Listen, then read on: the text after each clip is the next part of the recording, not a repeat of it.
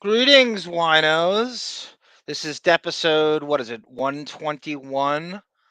Sara, am I to believe, based on our padded statistics? I think we're on a higher number. I just haven't counted properly. Because So we're integrating the Jump Street, which as we very much should. well, we are that. I haven't put. I'm not going to put 90210 in. No, that'd be fun if you did. We'll just count everything as a number. That's how Magic Johnson's assists were counted. Mm-hmm. Who am I? Suki Stackhouse over here. For tonight, it is Suki Stacked House. Who is that? Oh my God, you're so out of the loop. I don't know. I truly don't know who that is. It's my campaign to get you to watch True Blood. She's okay. I don't Suki watch that. Stackhouse is the main character in the Charlaine Harris novels, which I own and have first editions of all. I shouldn't be proud of that, but I kind of am. But you need to watch it. It starts out great. I'll just say that. I prove how heterosexual I am that I don't watch True Blood. Even though I was gonna watch Topless Women's.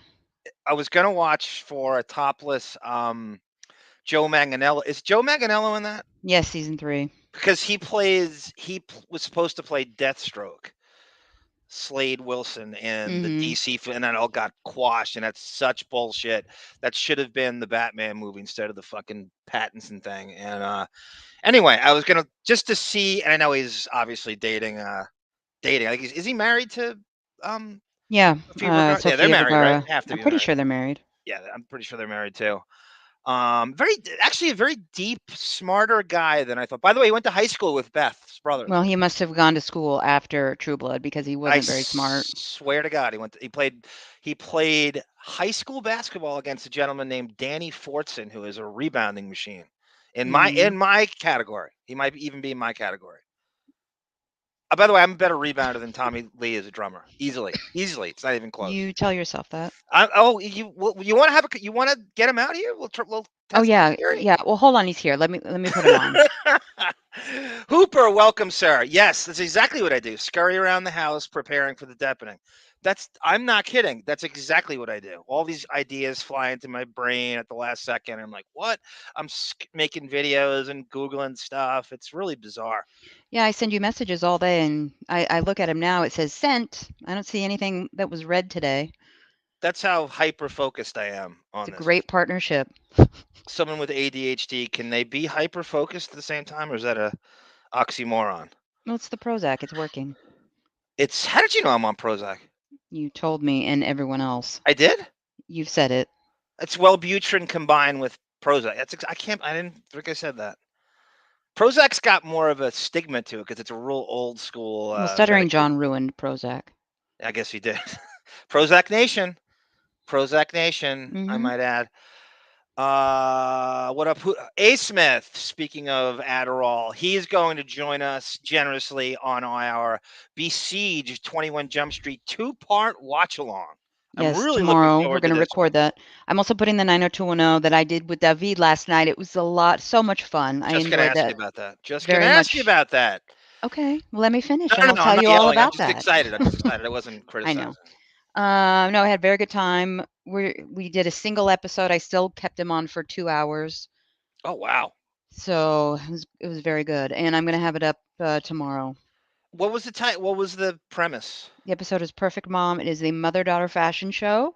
Uh-huh. Brenda, you want to beat the shit out of throughout the entire You like episode. Shannon Doherty though, I feel like. I like Shannon Doherty, the person. I do not like the character of Brenda Wash. She's been through the ring. Her and Christina Applegate, right? These Fox And there starlets. is Christina Applegate discussion.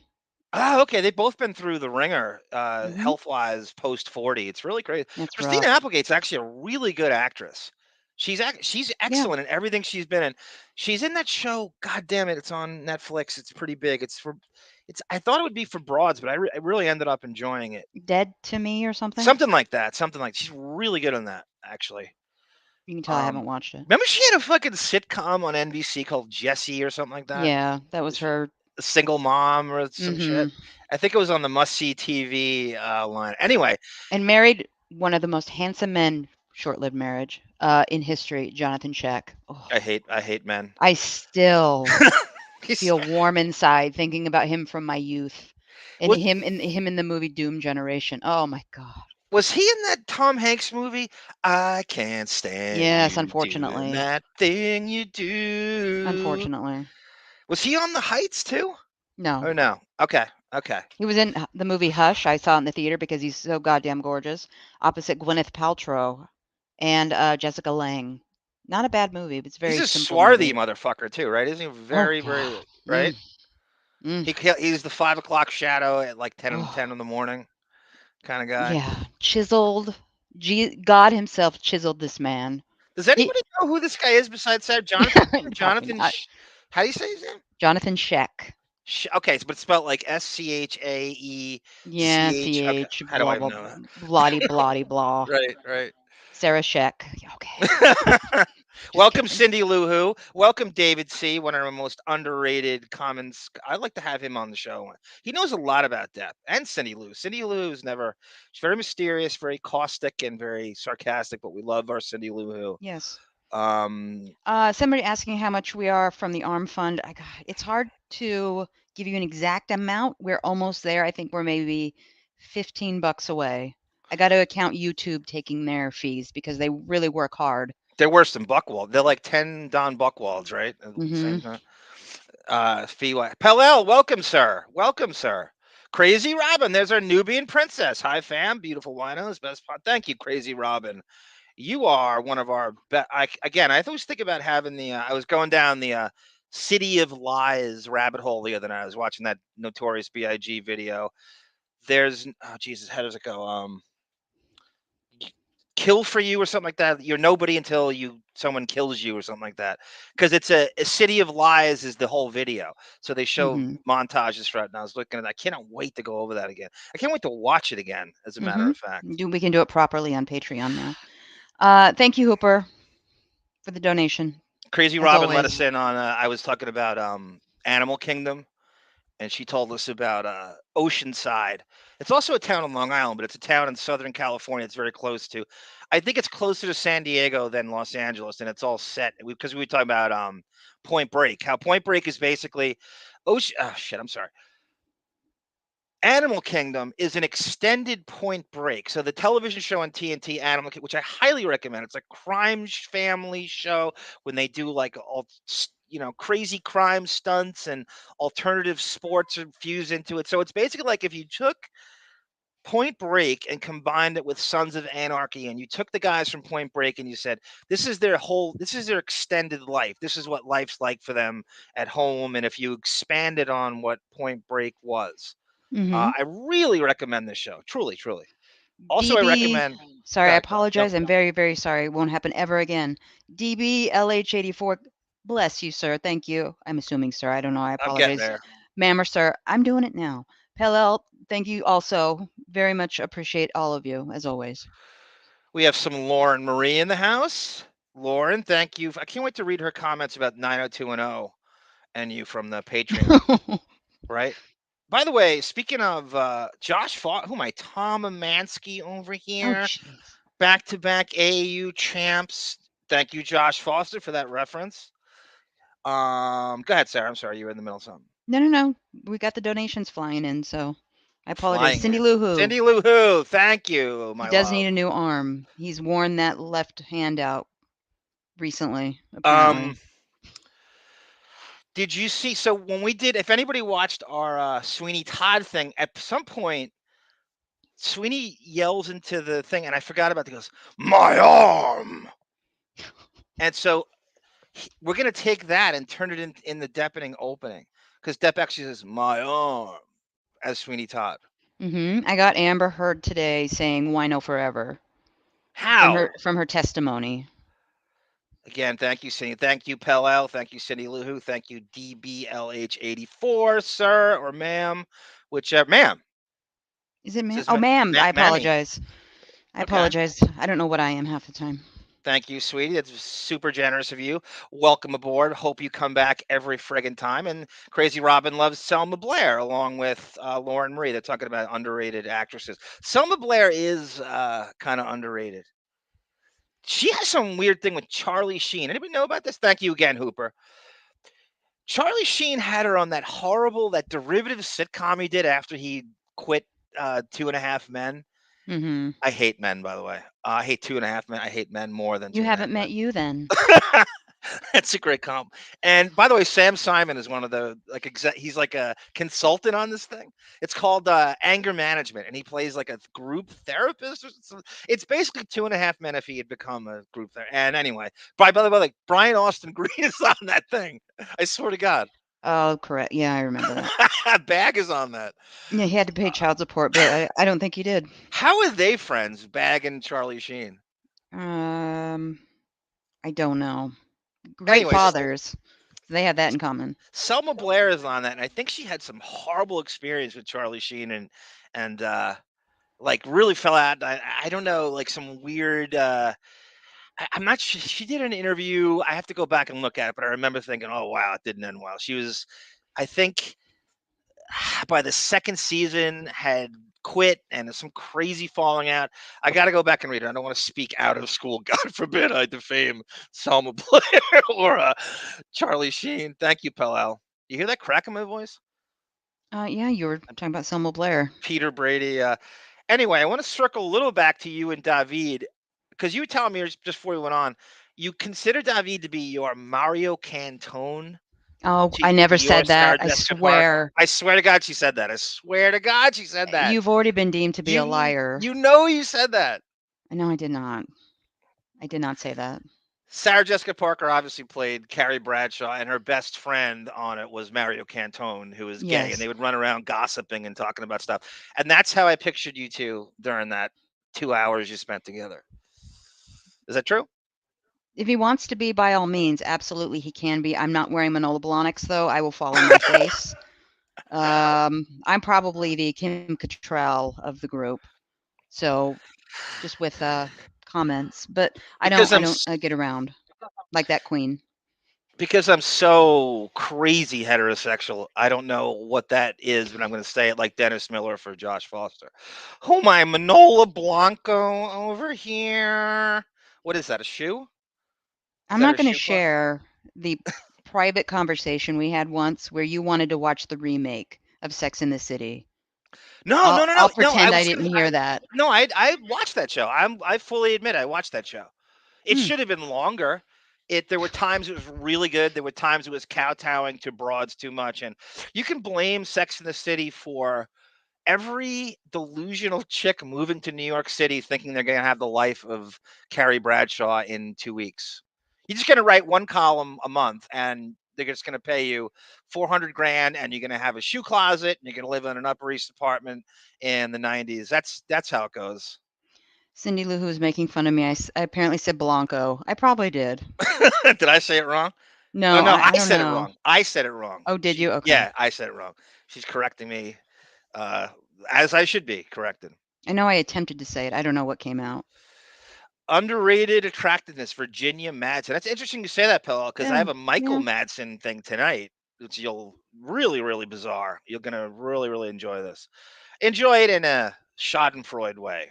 because it's so bizarre. And I really want the chat's opinions on this because I've listened to it before, and I want other people.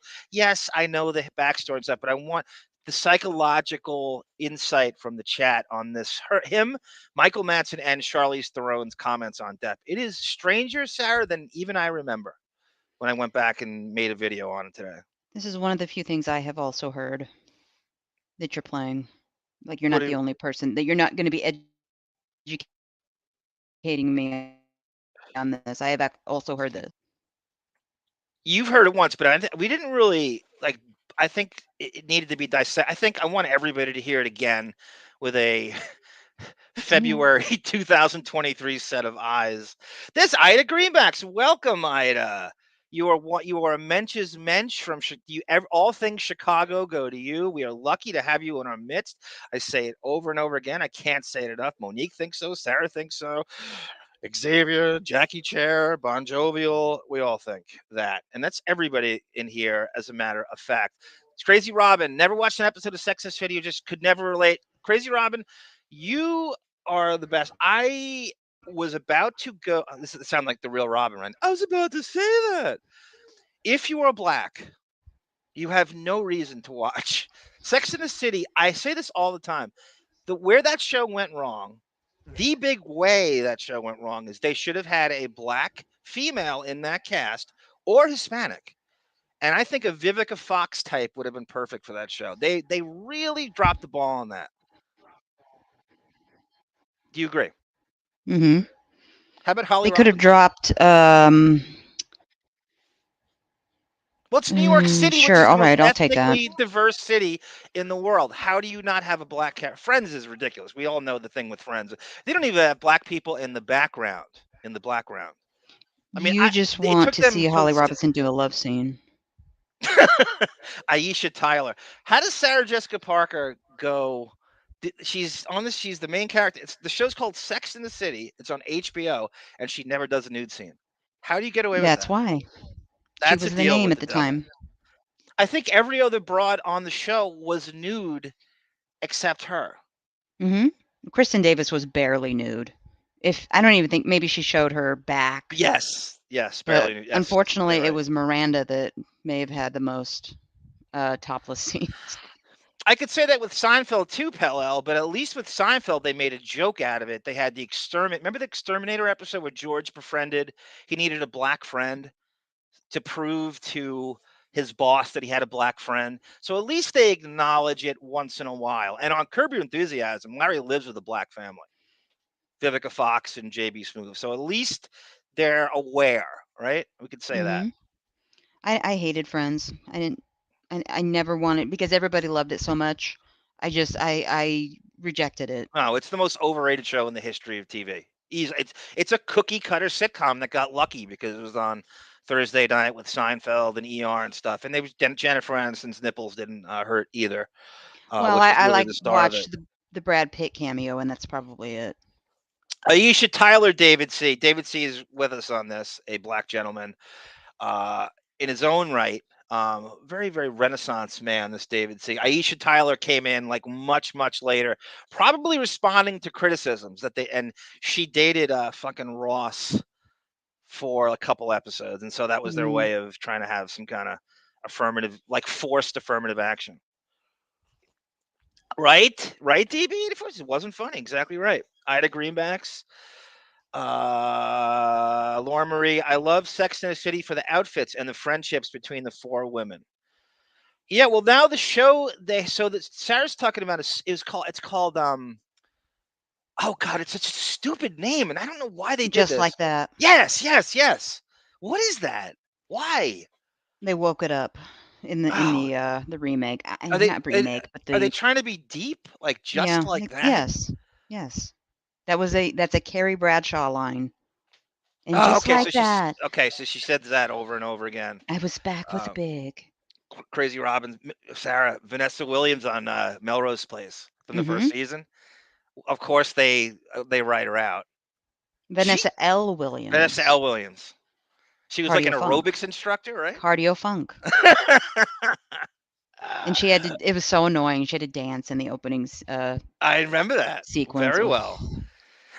Um, and so just like that, when I hear just like that, I think of like the late '80s and Ireland. Matthew Broderick killed two people in Ireland, just like that, and just like that, he got away with it. Mm. That's my just like that. I have no idea. They must. I honestly think they don't. People don't know it exists because of that stupid title. It's kind of Yeah, pompous. I think it was popular. I don't know. I refuse. When they killed Big, I refuse. I'm not going to watch that. Oh my, Chris Noth over And I here. was reading, I don't even know what's going on, but I was reading something about Aiden's coming back and that's going to be her true love. Okay, What whatever. a bizarre. They had no chemistry at all. I think They did Ice for T about and 5 Ellsworth. minutes before Yeah. he cut his hair.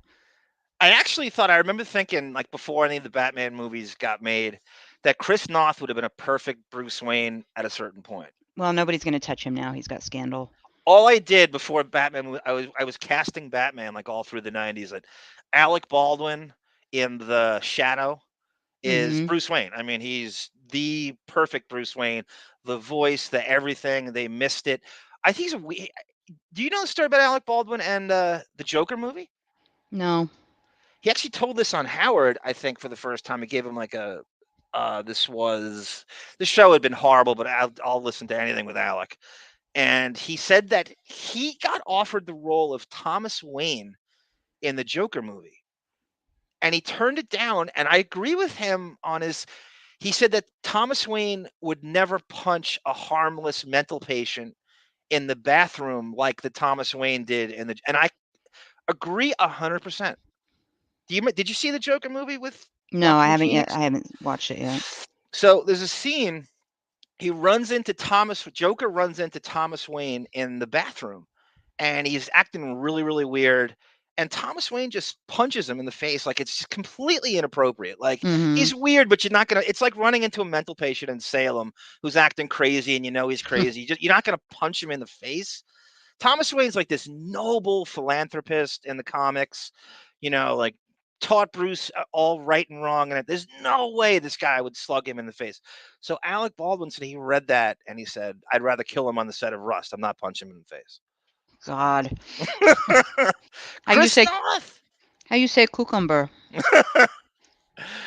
Crazy Robin loves her some Chris Noth. By the way, you I see get this? it. That's crazy. Mr. I get it. Pellel says, "I hated Sex and the City. Did Mr. Big die of a heart attack?" Is that true, Sarah? In one Yeah, of in the the movies? remake. Not I don't want to call it a remake. It's not really a remake. But yeah, in and just like that he dies. I think in the first couple episodes. Crazy Robin and Hooper, I would love to do a White Shadow watch along on Patreon. I'm totally with that. I can have the day off. Well, yeah, for the whole season, for the whole series, huh? Sure. Cindy Clausen says, "I stand behind Alec Baldwin. It's the safest place to be, except in my chest. Hilaria in my chest there says that's the safest place to be." Yeah, And it's you got a good 8 inches of pelt to protect you from stray bullets. Are you kidding me, Cindy Lou Who? He died in a Peloton? Is that true? Is Oh that yeah, I how? think so. Yeah. I could see Sarah Jessica Parker doing that. That's crazy. So she's Crazy Robin goes, I mean, I love Melrose Place, especially the early to mid season. I didn't like Vanessa Williams, but I could relate to the storylines, and I like another show that should have had a black person on it, a black main character. I mean, You got it in there's a season 1. Good zillion enough. guys they could have chosen. How about like Mhm. fucking who's the dude who played Oh, I would Morris love. Chestnut? Morris Chestnut. Okay. Or Blair Underwood just comes in and Yeah, bangs that's a good one. That's a really good one. comes in and bangs the hell out of Amanda. What a real lover can do. Oh, my Morris Chestnut over here. Puts Tommy Lee to shame. Greatest American Hero, Crazy Robin is and Pell is a freaking Stephen Cannell show. So I Mhm. think Captain Fuller had an episode of that. So when you go look at the Stephen Cannell shows, who's one of the co-creators of 21 Jump Street, you'll see tons of actors from Jump Street that have been on, like the A Team.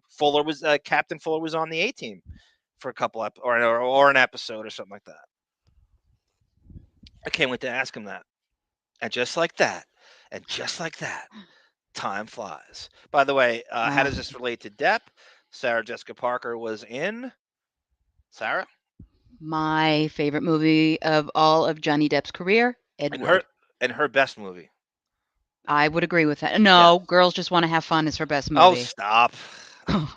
Let me be nostalgic. She is I a, have it on DVD. I watch it any chance I get.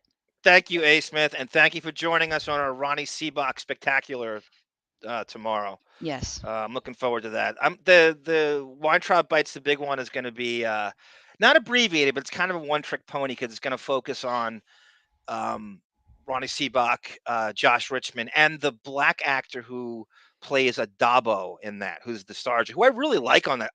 I would love that guy to have been a regular. I'm going to go into that tomorrow, but he was the cop that it's basically, and by the way, I want everybody who watches our Patreon, I want you, I'm not delusional, and I pick up on this stuff all the time, and that people bite off stuff all the time.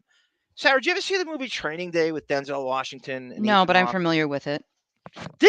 That movie completely bites off this episode of Jump Street. It's exactly what Training Day is. It's, I mean, almost free. I can't. Denzel is a Dabo and Ethan Hawke is Depp, and it's like you're showing corrupt cop ways and how to get away with stuff. And it's, Sarah, I'm telling you, I, color me delusional. I don't give a shit. The first time I saw Training Day, oh my god! So this whole production staff bit off the Siege storyline, and he won a fucking Oscar for that too. By the way, He did, yeah. I think Adabo's better.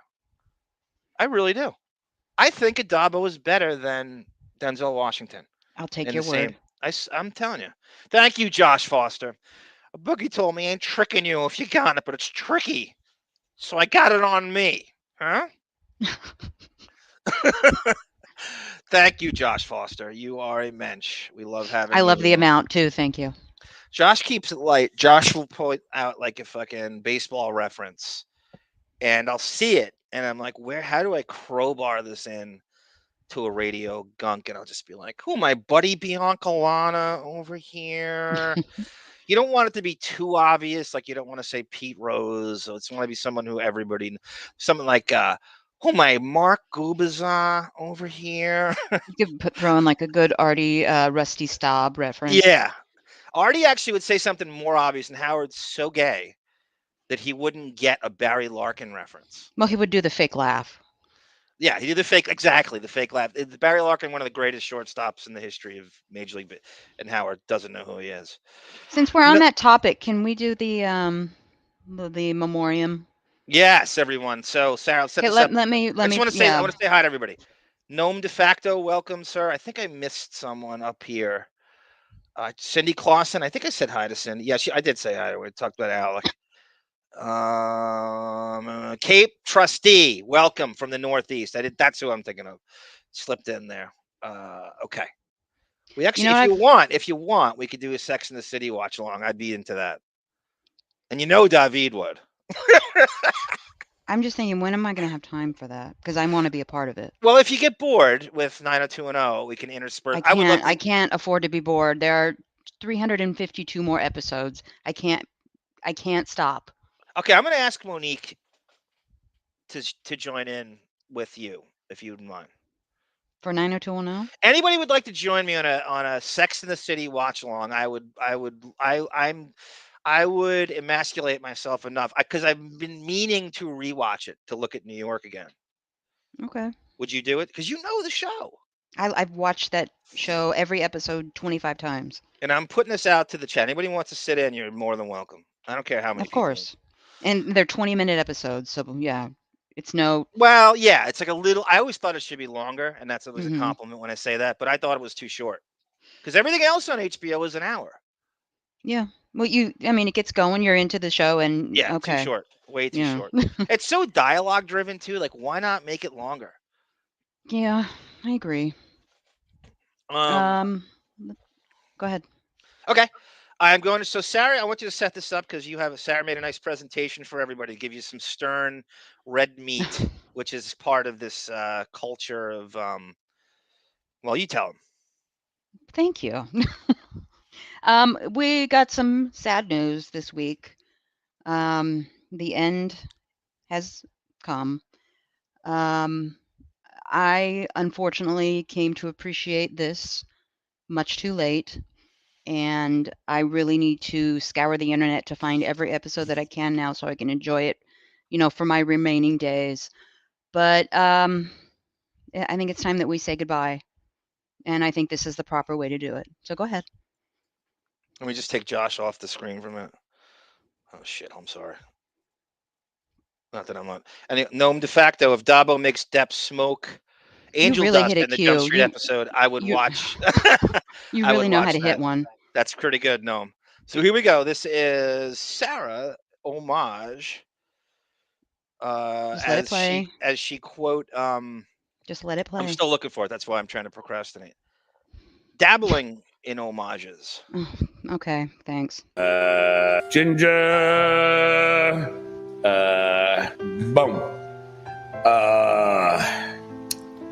Okay. Well, then I'm gonna have to unblock her.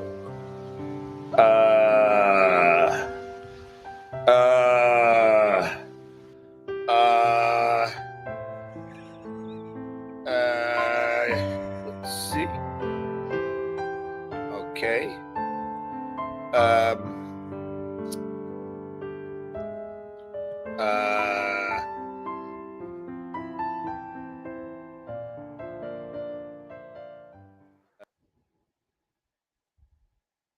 I got choked up there, Sara. That I know. piano. Is that David on the piano? No, that was a copyright-free in memoriam. Yeah, I just want to say F. Shuley for ruining a good thing. And that's all I got to say. Oh wow, Sidney Poitier, yes. John has announced he is done with the podcast because he has a full-time job now. You there? Sara, how am I sounding? You cut out on me. Okay. Was it me or you? I have no idea. Okay, just want to identify this before we go ahead, Sara. Okay, keep going. No, I'm ready. Let's move on. The year Denzel won the Oscar, they all knocked all the black folks out. Halle Berry, Sidney Poitier, shameful. That's right. That's exactly right. A boogie told me, it ain't tricking if you got it, but it's tricky. Oh, I read that already. You're looping. I don't know why the whole. I'm going to drink Coors Light in honor of this, says A. Smith. And so will he. He's been depressed for a very long time. That Southern accent, I haven't heard a Southern accent more authentic than Antonio Banderas and Crazy in Alabama. All right. Well, our opening here has been a mess, so let's get to business. Oh, there's Scoutfin 713. Did Stuttering John take down his YouTube? He asked you, Sara. He did. It's just completely. So what is he going off the grid and like Patreon or something? I think he didn't know how to properly fight back against the shows that were covering him incessantly. And he realized that I think he finally realized he didn't understand how to make money off of his own name properly. Right. That's crazy. So right? I think he just is cowering. You want to start with some of the stories that are out, the quickies? Sure. Okay, so this is a story Xavier found on the Radio Gunk forums, which I had not seen. And this is about words. This is like a NBA analytics, like rebounds per minute, assists per minute. This is words. What actors get paid per minute in terms of words. Oh, I saw this. Yeah. You see this thing? There's your. There's the most heterosexual man in Hollywood, right? Mm-hmm. There's Tom Cruise, who good father, great dad, of course. Yeah. Look at the Adam Holmes, as you say, that is the author of this. Katie Holmes' brother. Mm. How much money does Tom Cruise make for a word of dialogue? Nowadays, it's a lot harder for actors to be classified as movie stars, as franchises and intellectual properties have become a bigger deal with regard to drawing large audiences. Nevertheless, there are a handful of actors who remain global phenomenons, such as Tom Cruise, who's been a Hollywood mainstay since the early 80s. Anyone remotely familiar with Cruise would rightfully assume that hiring him for a movie costs a pretty penny. But exactly how much does this cost when taking into account everything he's been in for 40 years? Supposedly, it's as much as $7,091 per word. The information comes from Cosimo, which claims that over the course of his career, Cruise collects an upward of $7,000 per word as he speaks in a movie, or around $205,000 for around 10 seconds of work. The website also noted Cruise often collects a percentage of the movie's profits. rather than a traditional salary, because he's now done the Mission Impossible movies. That's led him to hauling in $200 million. Falling into second place in the actor's side, this is a weird one, is Kurt Russell. Does that make any sense to you? I'm reading Kurt this. Russell, who collects 5,600. Maybe he's just like a mumbling. Maybe he's just doing like quick little one scene, that's one so and bizarre. dones.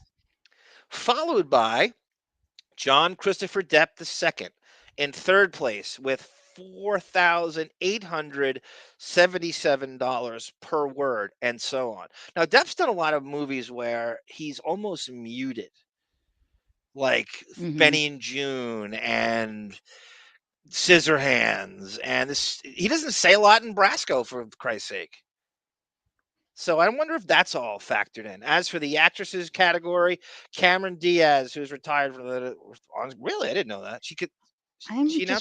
I'm wondering why somebody had the time to actually study this, tabulate this, right? It's Elias. It's all the analytics dudes doing this for Portland Trailblazers. Analytics guy did this.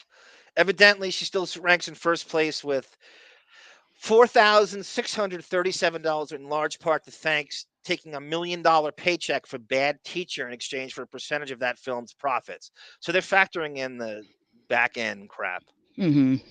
Get this. Ultimately scoring Cameron Diaz $42 million for Bad Teacher. Are you kidding me? All right. Good for her. Why the terrorists hate us? She retired?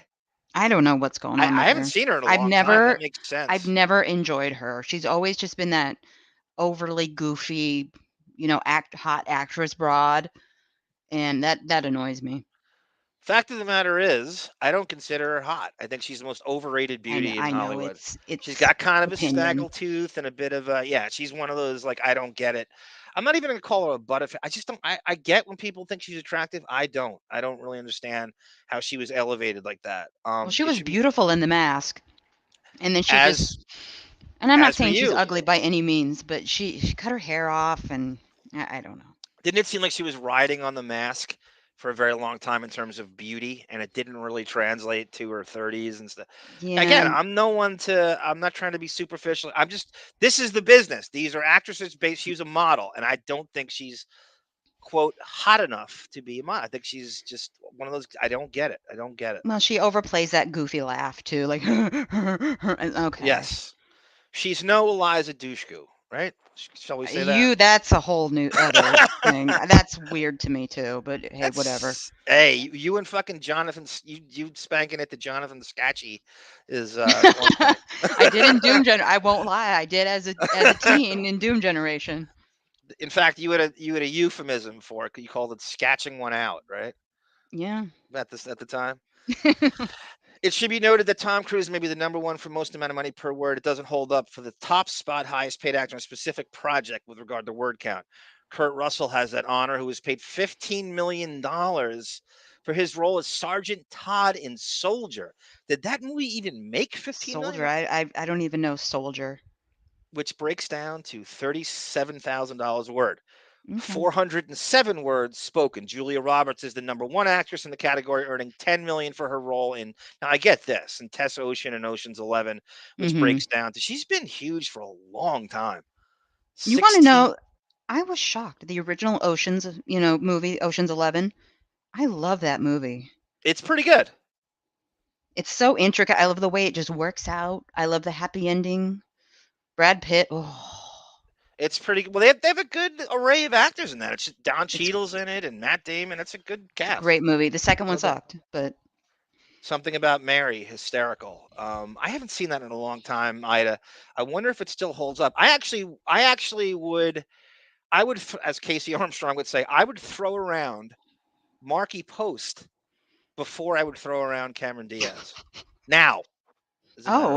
Easy to do. No. I think Marky Post is more attractive than Cameron Diaz in that movie. She played. Speaking of the wonderful Marky Post, icon of my childhood, what an abortion that remake of Night Court is on Peacock Network. You know what I'm talking about? Yeah, no, totally. Have you watched it? No, I've seen the commercials and I am sickened. Nothing. You see, you can't recapture the genius of what you got away with in the 80s and those sitcoms and the charm of that cast. John Larroquette Most bouncing of the off of. cast is dead, I know except for John. John Larroquette. They wheeled him out to do this, And of course they've got to have a female judge.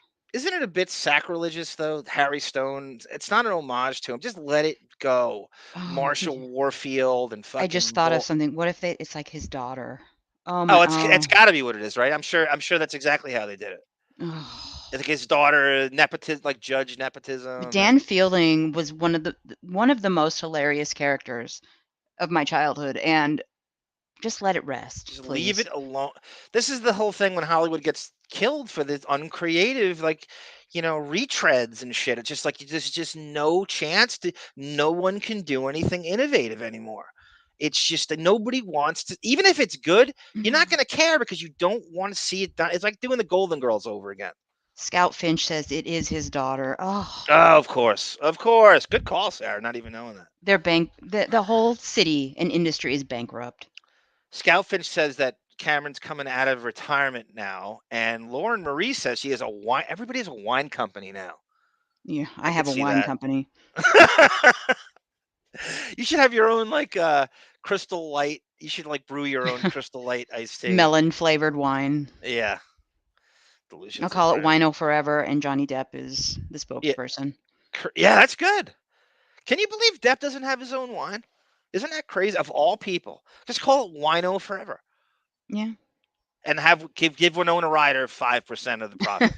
You know how well that would do? I would rather have that than an NFT fucking business. So they should make up the bottle in the glass in the shape of Winona's nude body. Sarah, she can pose for Depp. He'll sketch it, and then they'll form the bottle. That's a brilliant idea, Sarah. I know. You're just thinking about her nude body. No, I was thinking of she's on the cover of something. Jesus Christ. It's some European magazine where it's like the greatest she's ever looked. It's like, God, it must be the late 90s. It's a black and white photo spread. I can't remember the name. It's like a European publication. She's been a little damaged by making her way through the rocker scene.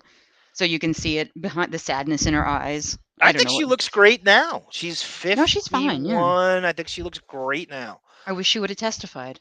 But A. Smith says you're hotter than Cameron Diaz up there somewhere. I would hope. Speaking of hot Sarah, let's jump around a little bit. I'm gonna play a video that Sarah got in here. This is the Deppening getting on the Opie show. I haven't heard this. Oh God. And Sara is on here. So let's check this out, shall we?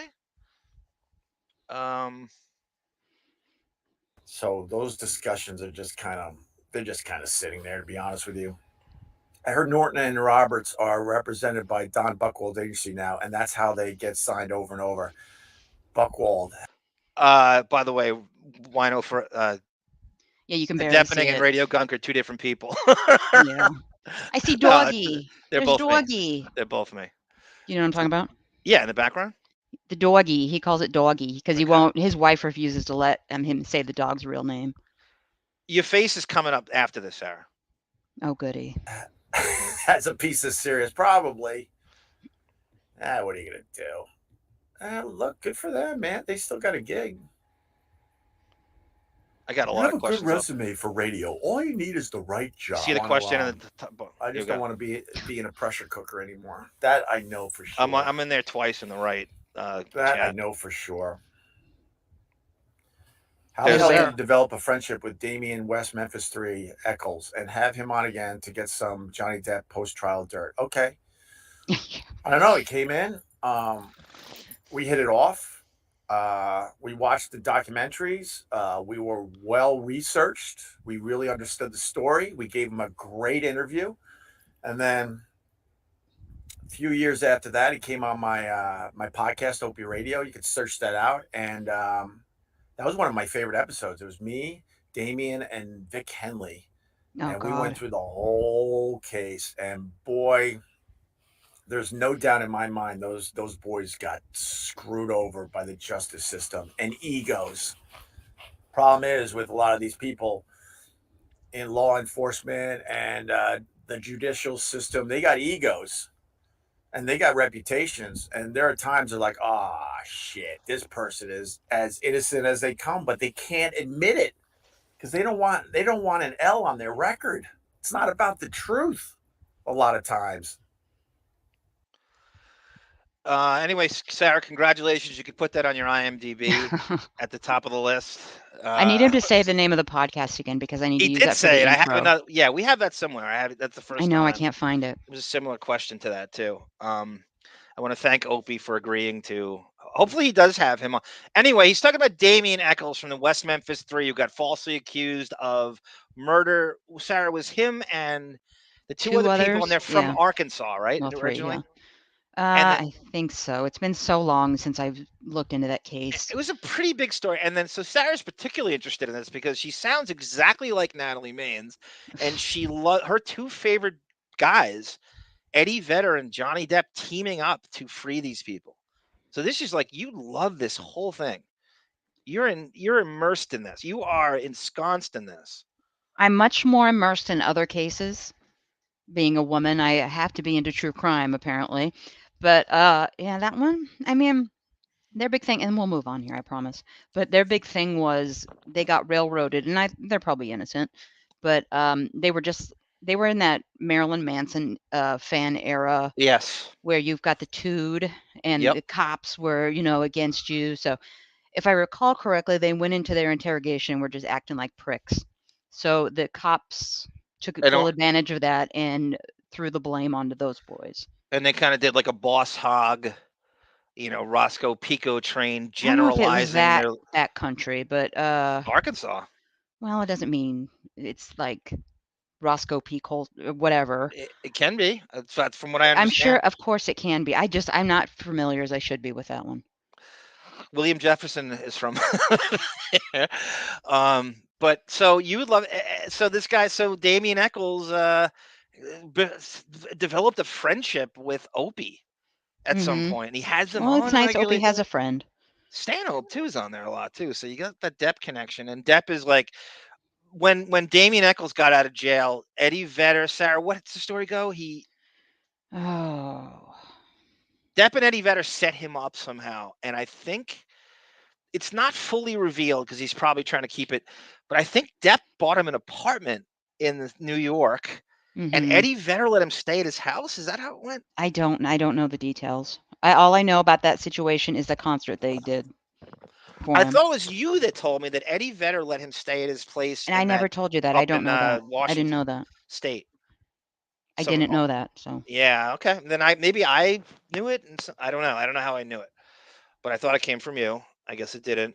Maybe he said it. Maybe Eccles himself revealed that somewhere. I listened to an Opie interview with him.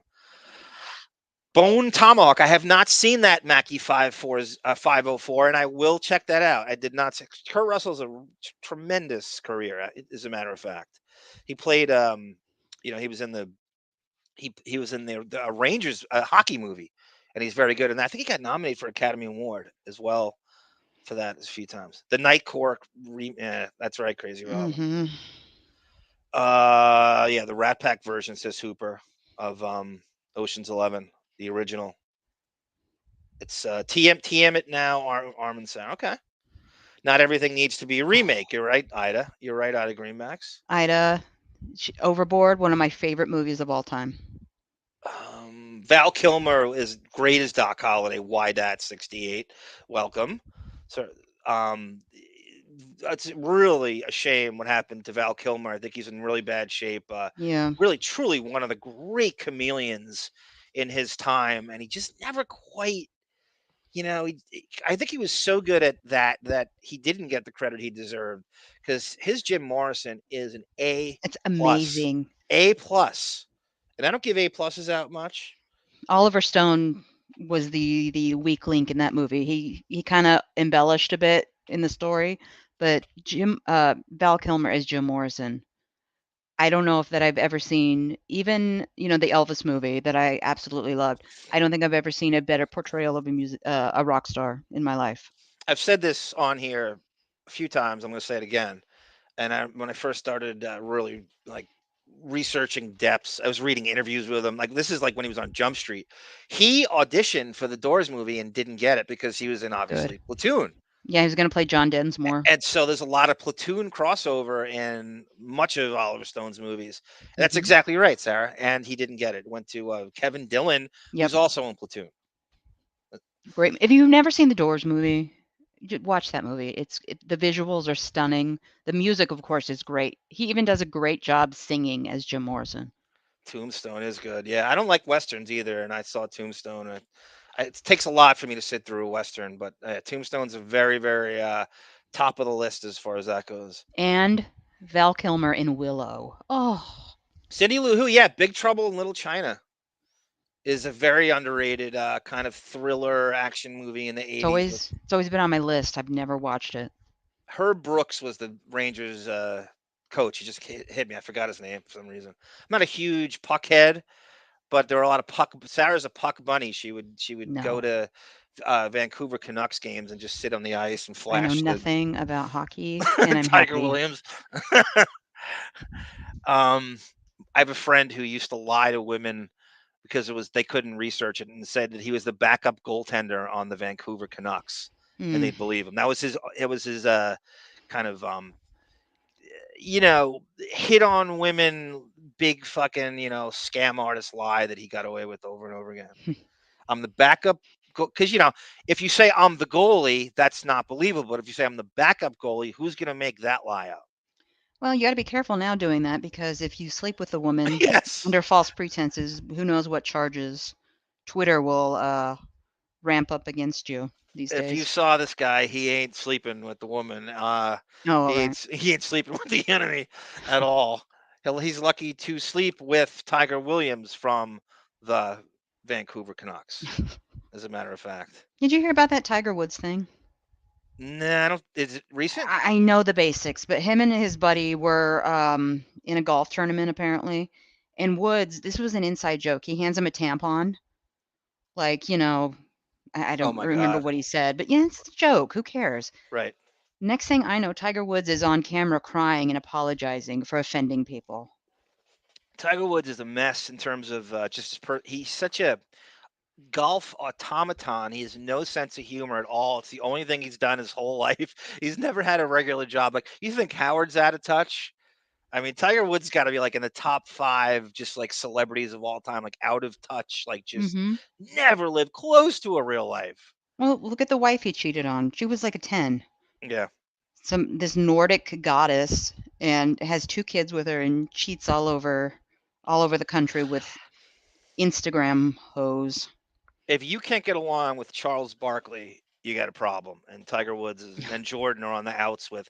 Charles Barkley said that Jordan and Tiger Woods have no friends because they're so hyper competitive, and that you just can't be friends with them. It's impossible. Val Kilmer's Jim Morrison is Simon Rex. No.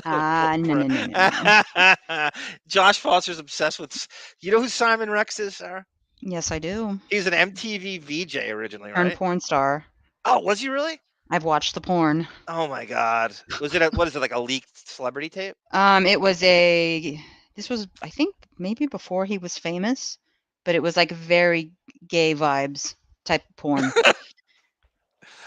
That's great. How do you know that? Oh, no, I think it was a solo porn, if you know what I mean. Yeah. How do you know that? I know things. Oh God. Did you watch did Colin Farrell have a sex Yes, tape? I've watched that. Yeah. I didn't even finish the sentence and you said you watched it. You want to know the big thing with that? What? He's not into grooming down there. So she had to stop every once in a while and clean her teeth, let's say. Well, you think they imagined Dr. Parnassus while they were doing it? I can't be sure of that, but that's how Colin Farrell holds out during sex. He imagines Dr. Parnassus. If anyone doesn't know that reference, is a movie that Terry Gilliam of Fear and Loathing in Las Vegas did. When Heath Ledger passed away, they had to finish the film, so they used Colin Farrell and Jude Law as like, they're all kind of similar looking. And so they filled in for Heath Ledger to finish the film. It's bizarre. The whole thing is bizarre.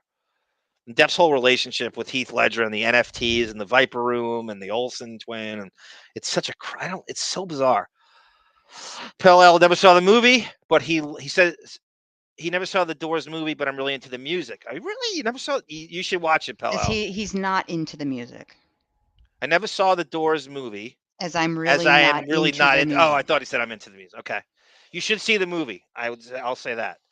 And the music is unbelievable. I mean, there's nothing like the Doors, right? They're totally unique in what they did. I love the Doors. I'm a massive Doors fan, and I have been since childhood. I don't even know why. My dad's like, goddamn hippie. Oh, really? Yeah. Because that was like, is Jim Morrison pretty much your dad's age? Oh, God. I don't even, what's Jim Morrison's? My dad was born in 48. He's in, he's in his early 70s, something like that. It's close. Well, he's dead. He's dead now.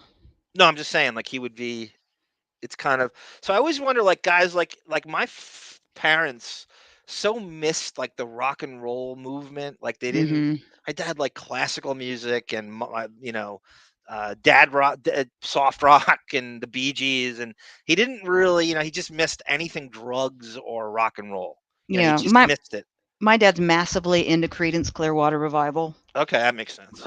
But you look at the rest of, and I had hope. He finally let me go through his records and take what I wanted. So knowing he was into Creedence, I had hope as to what I would find. I literally found an album called Laverne and Shirley Sing. And I have it. I kept it because it's such a joke. Are you kidding me? No. Oh my God. And like you have it on you? Conway Twitty. I have it, yeah. If you sold that on eBay, it better be like 30 grand. Oh, could be. They're both dead now, huh? I would try to have that appraised, as white people say, you know, right? Yeah. My dad said Jim Morrison born in 43, so he's 5 years older than my father. He's 5 years older. He's 4 years younger than my father. Yeah. I have the Jim Morrison. His family put out a massive, a very big, thick, nice quality book of his writing a couple years ago, or maybe a year or two ago. I have that. It's a great book. To bring this back to Depp again. Why? There's a great Jim Morrison documentary that he voices over. Yes. And I want to watch that too. I would love to watch that. That's a good one. And he does a lot. I mean, he voices the whole thing. It's not like he just jumps in, right? I mean, he's pretty much all throughout. Yeah, he's the narrator. He's the whole. He's literally the narrator. Right, exactly. Mm-hmm. By the way, I just found this out 3 days ago. Did you know he narrated a James Dean documentary? No. In 2005? Oh. I don't know if anybody's listening in the sound of my voice, whether it's. By the way, I want to thank Boff again for his 90210 stuff. He found. I'm going to show this right after this. He found my Rolling Stone issue. Mm-hmm. Anyway, if we can somehow excavate this James Dean documentary, I don't know where the hell it aired, and I don't know. I don't see it on his IMDb. I don't know. It slipped by me, and not anything slips by me, like the goaltender from the Vancouver Canucks, Josh. This is another reason. This is a sign Depp is my beloved and my destiny, because he narrated a Doors documentary. If he narrated a James Dean documentary, I was into James Dean too for a while. This is 05, the man. Oh. So I don't know. You know, this is like around the time we are to be one. I have to see this. I have to see. I don't think it was widely released, but James Dean's such an icon. I can't believe that. You know what the ironic part is, and this is always, you could always fucking, you know, who played James Dean in that. James Franco. I have that DVD of that because that's when I was into James Dean, when that TV movie came out. He actually does look like him. Yeah, I found this obscure website that had that TV movie on DVD, and I ordered it. I spent way too much money on it. Who do you think looks more like James Dean, Luke Perry or James Franco? James Franco. You wouldn't have Luke Perry play him in a different life? No. I mean, essentially, he did on 90210. It's like Aaron Spelling. I really feel like he's a closeted gay guy. And I think we discussed that last night too, David and I. But James Dean, they tried really hard to market Brandon and Dylan at the time as James Dean. Also the name of Pamela Anderson's kids. Brandon and Dylan. Yeah. Swear to God. Swear to God. From Vancouver, and she has a cameo on Jump Street somewhere, and I have to track that down. I don't know how I'm going to do that. She's an extra on Jump Street. I watched that documentary on Netflix. I didn't realize how tortured she was. She had a lot of shit happen to her as a child. I like Pam. I do too. I've never had a problem with her. I had this massive barbed wire cut out. Oh my 'Cause God, did you really? yeah, I did in my room. I think my dad walked by and he was like, "Hey." Did you ever see Stripperella on was it on Spike TV, No, like an I'm not into animated that series? cartoon crap. Stan Lee is the executive producer of that. Mhm. Stripperella. Speaking of Spike TV, one day we're going to do the Don Rickles tribute, which Depp is a major part in. He was on the dais. So I'm looking for Amber Heard is in the like you talk about like the most undeserved ticket in the history of show business is Amber Heard at the Don Rickles tribute. I know. You It's know how many gross. bitter people in comedy saw that and like, holy, I don't think they wanted Depp there. I would think there's like old school comedians like, what the fuck is Johnny Depp doing on that dais? Well, remember though, she was there. She was being very brave that night going to that because she had 2 black eyes and a broken nose. It's in Harlem. Mm. It was at Okay. the Apollo. It was at the fucking Apollo. I swear to God. It was, which is, I love the dichotomy of that. Tracy Morgan was on the days. Of course he was. There's nothing else to do. Seinfeld, Jon Stewart, Brian Williams, De Niro, Scorsese. It's really a crazy, crazy time. I love that thing. I Mhm. watched it so many times. Brian Williams is very funny, by the way, during that. He comes out and it is like this deadpan way, and he goes, I don't know if it translates here. He goes, yes, you guessed it. You're watching Spike TV. I laughed my ass off. I had no idea it was coming. He's got that. He actually hosted SNL once, and he was great. Mhm. I guess when you're on camera that much, like Saturday Night Live is not intimidating. You could just deliver lines. He reads right really well, Mhm. so of course he can do it. If you have any modicum of sense of humor about yourself, you can pull that off, which he did. He was great. I swear to you. Josh Foster goes, laughing my ass off. I pranked Art Russ Jr., by the way, who's the godfather of sports radio. He really invented sports radio, I think, before any of these 24-hour sports radio stations came out. And asked him who should be the starting goalie for the Vancouver Canucks. That's so funny. He's asking a black radio host, Sara, from New York about the Vancouver Canucks. He couldn't care less. Yeah. That is a good prank. I like that. I like that a lot. Heat, A. Smith. Yes, we talked about Heat having again to swing it back to Depp. There's a scene with De Niro and Pacino in Heat, which is exactly what Michael Mann did with Depp and Christian Bale in Public Enemies. They're only in one scene together, yet they're both over the movie title as the stars of the movie. Mhm. And you lead you to believe that they're just riffing off each other the whole thing, which they are not. They're in one scene together in the jail cell. Cheated death. I remember seeing Tiger Woods. Yeah, that's right, Crazy Robin. Tiger Woods cheated death 2 years ago. I remember seeing Tiger Woods in the Mike Douglas show. That's right. Remember the Yep. golfing savant? That's right, Cindy Lou Who. Forgot about that. A. Smith's retirement plan is to rob an armored car and either die or retire. Yeah. Ha ha. I'm glad you was. I bet you A. Smith could pull it off. He's gotten away with it all these years. Why not? Right. I work around them all day long, multiple armored cars, and it's not as easy as you think it's going to be. Crazy Robin agrees with you. So, that's gross. Talking about Colin Farrell. Trim your area if you want certain acts. Yeah. Very hot girl, and then he ruins it. Scout Finch says Simon Rex dated Jamie Presley. Oh yeah, I think so. I vaguely remember that. My favorite. That's who that you saw the Artie text, right? Mm-hmm. When I pretended to be Jamie Presley, and I got to pull those out again. That's such an underrated little gunk moment, I think, in our history. So we're an hour in. What do we got? A desert scene. Okay, so the next thing I'm going to do is thank you to Boff, who excavated my Rolling Stone letter about Depp when they were filming Fear and Loathing in Las Vegas. You saw the video, right, Sara? The Rolling Stone, they kind of covered them or whatever. And yes. So it was a great article on Depp, which we're going to cover at some point. This very article when Depp's researching Hunter S. Thompson, talking about what he did while he researched him and stuff.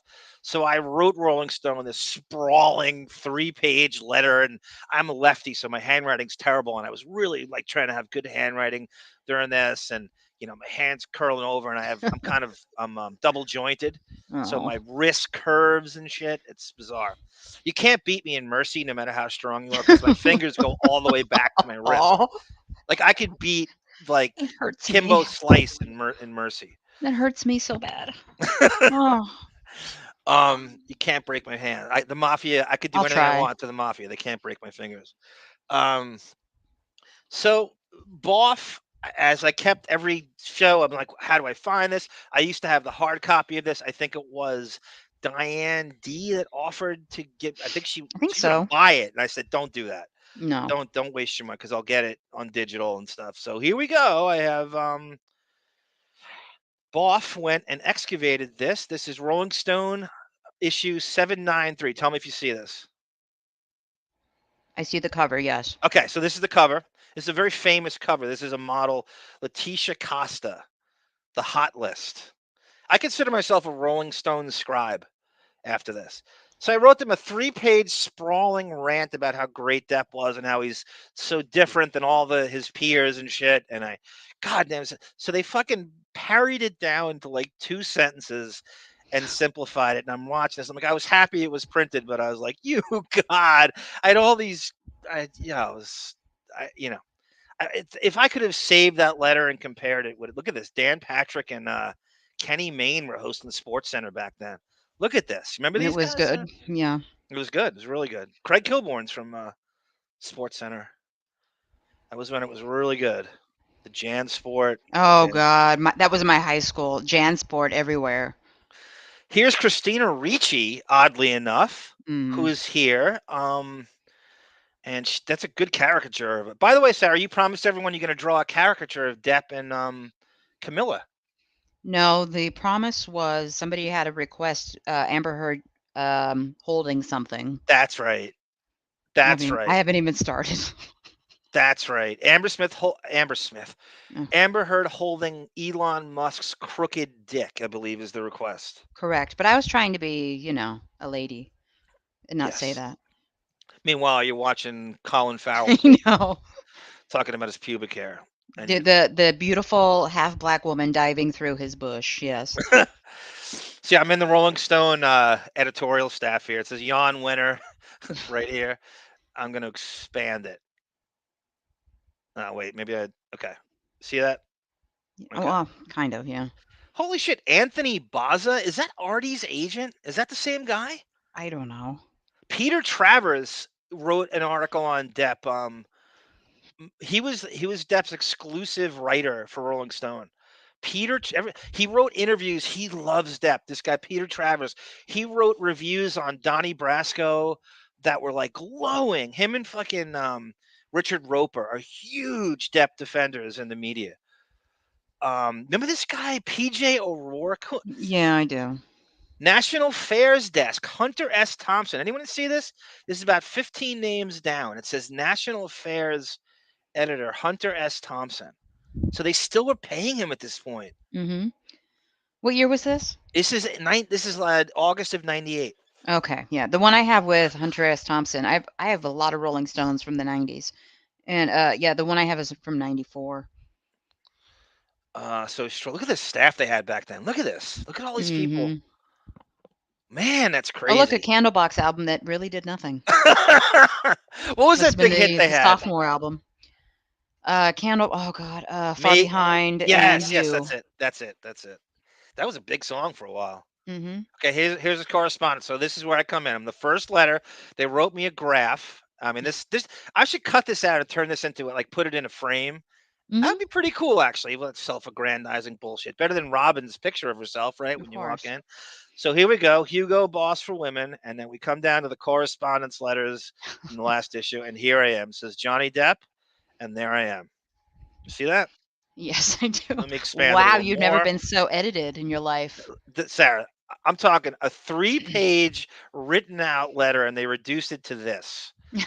Johnny Depp has shrewdly developed the most eclectic film career ever witnessed. Unlike the endless parade, they took the word gaggle out, so I put gaggle in between endless avant gaggle of pretenders. They took that out, And then the names I used was Brad Pitt and Keanu Reeves and someone else. They took that out because they didn't want them mad at them. So they edited the names I chose. Depp has challenged the movie industry with an inspiring spirit and intelligence. And so there's the graph they made for me there. It's pretty good. But again, I mean, this is like 2 sentences that were from 3 pages. That's what happened. That's how edited you can get. That's what happened. People think it's the whole letter. It isn't. No. We know how you talk. No way you stopped. There's no way I stopped. Like, why would someone write 2 sentences and send it to them, right? Exactly. I told you last time I hand delivered it to Rolling Stone. I didn't trust the mail, so I went from Park Slope, Brooklyn to Manhattan, which isn't that far, to Manhattan, and I went to Midtown. I dropped it off at this office with a stamp on it. So it was like postmarked and everything. I should have did the certified mail. That's you know, sweet. like when they have. Nobody That's can a say crazy fan. That's a crazy fan. Yeah, nobody can ever say that you are a Johnny Come Lately, trial fan. You hear that, Rebecca Foster? You hear that story? I don't even want to go there. You hear that story? Anyway. All right, so I'll take that off. Not bad, right, guys? It's the best thing that's ever happened in my hometown. Brendan says did they? No, they didn't. Did they misspell Sable? No, read that again. This is on. No, I don't think I'm looking at it. No, it's spelled right. No, that's Brendan's hometown. He says they misspelled Gayville. Oh, he wants to spell this Gayville. Okay. You want me to read the chat? Did you know? Somebody, Bethany Frankel, right, who lived in Howard's old Westbury house. He bought it from her father, who was a horse trainer. That town was used in one of her shows. She took the fucking ferry. It's like the gayest town in all of Long Island. So Cherry Grove is directly across from Sayville. Okay. So you take the ferry. It's Cherry Grove is like ground zero for celebrity East Coast gays. It is. I didn't even know that when I was growing up. Like Andy Cohen towel snapping, fucking Mario Cantone on a volleyball on the beach. It's that cute in. Not just the Hamptons. Congrats. Thank you, Hooper. Thank you, Ida. Arm is extremely passionate. Yes, he is. Well, that was that's 98. So it's fine. But I was 2 years out of high school. I was legal. And from that, like on any resume or LinkedIn, I put myself as Rolling Stone scribe, and that's what I use as.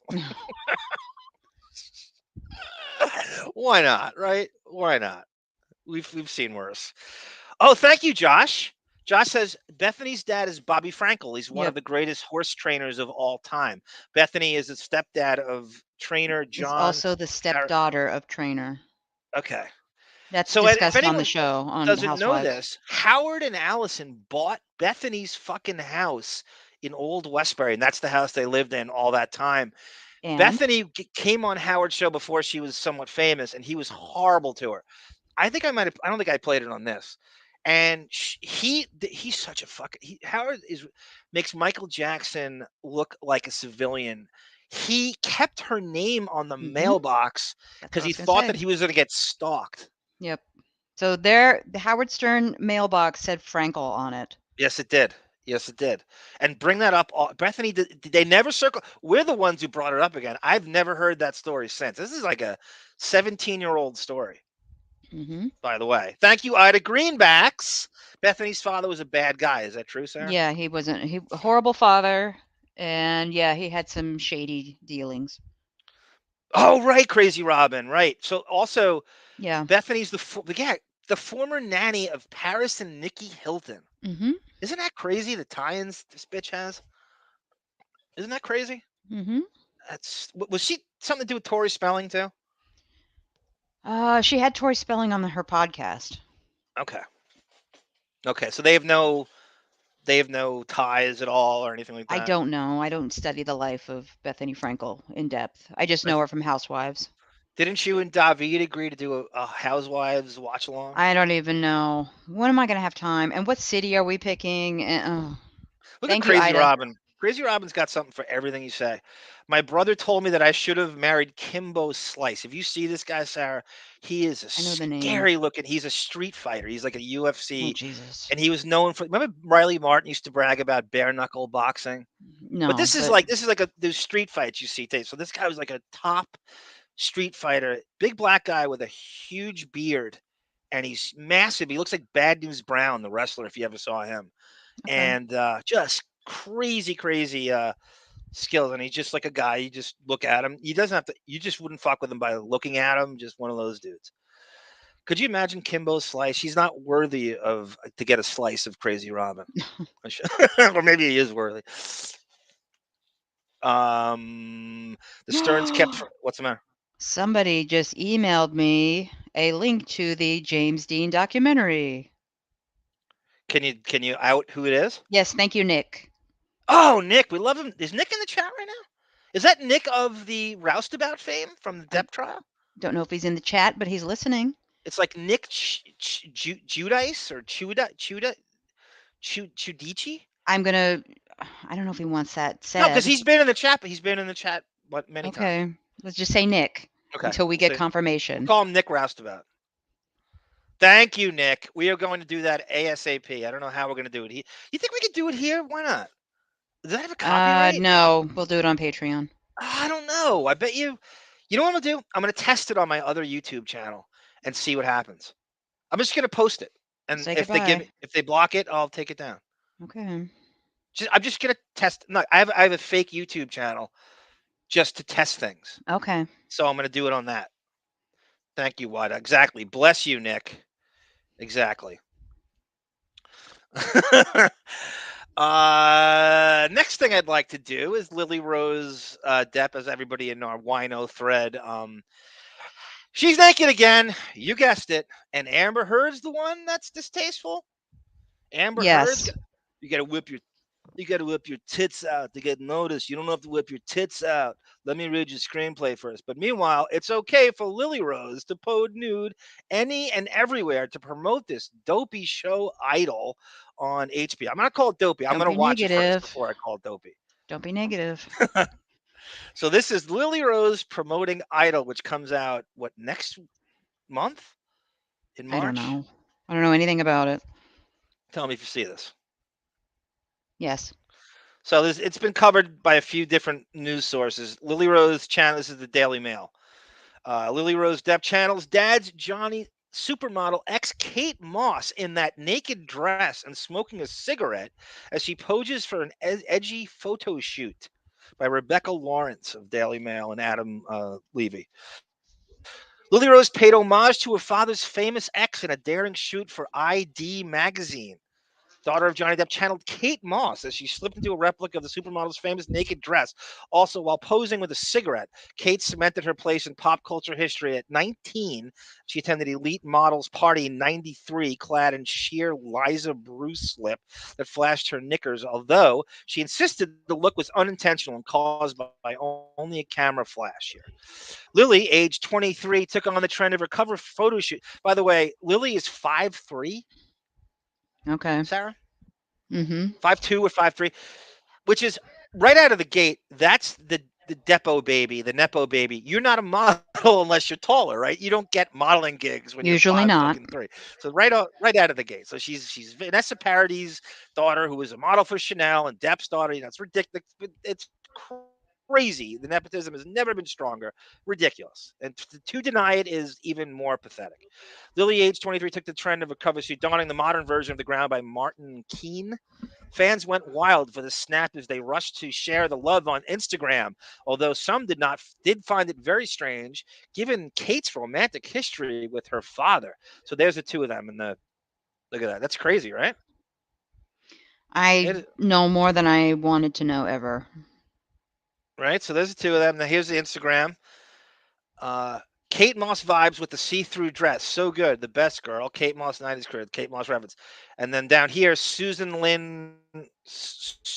Lindorfers writes, any reason why she's dressed identically to her dad's ex-girlfriend in 1993? What the fuck? It is so bizarre. Right, Sarah? She knows what she's doing. To be fair, Is Kate she Moss didn't trolling her invent. dad? To be fair, Kate Moss didn't invent the see-through dress. She may have worn Yeah, but it's the one. same dress. It's the exact same dress. Okay, so Kate Moss gave her the dress to wear, or it's a dress Right here, look. by the same designer? See this? It's by the same designer, right? But it's every stitch is the same dress. It's not even subtly different.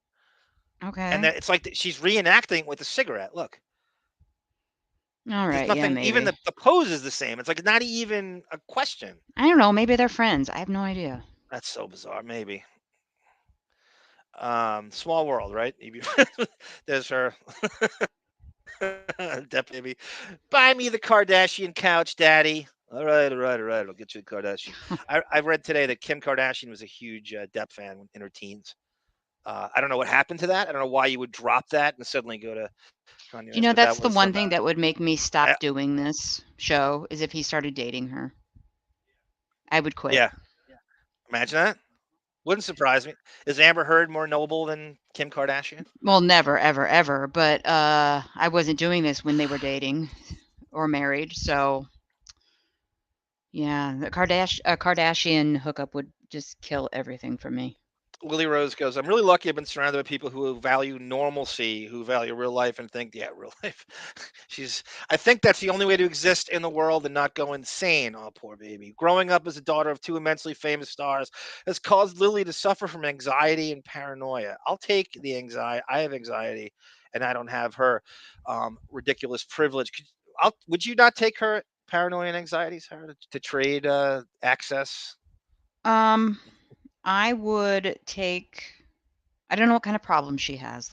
Let me say that. Well, here it But comes. I would Here comes take. I would take living in Penthouse 4 for a week. Yes, I'd be fine with that. At 15 with a 24-year-old. Her problems, Sarah, you don't know problems until you see the next problem she lists here in the article. Growing up as a daughter of two immensely famous stars has caused Lily to suffer from anxiety and paranoia. I can't, quote, smoke weed unless I'm in my room, she revealed. Now that's trauma.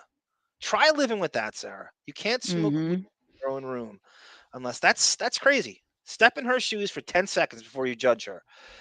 It fucks with my head. I overthink. I'm like, if I leave my house, I look like shit. And someone takes it. Then why'd you go into modeling if you look like shit, right? Isn't that the last place you'd go? If I thought I looked like shit, I would have imposter complex and I wouldn't go into modeling. Would you? Well, no. She looks like hell. She must be depressed.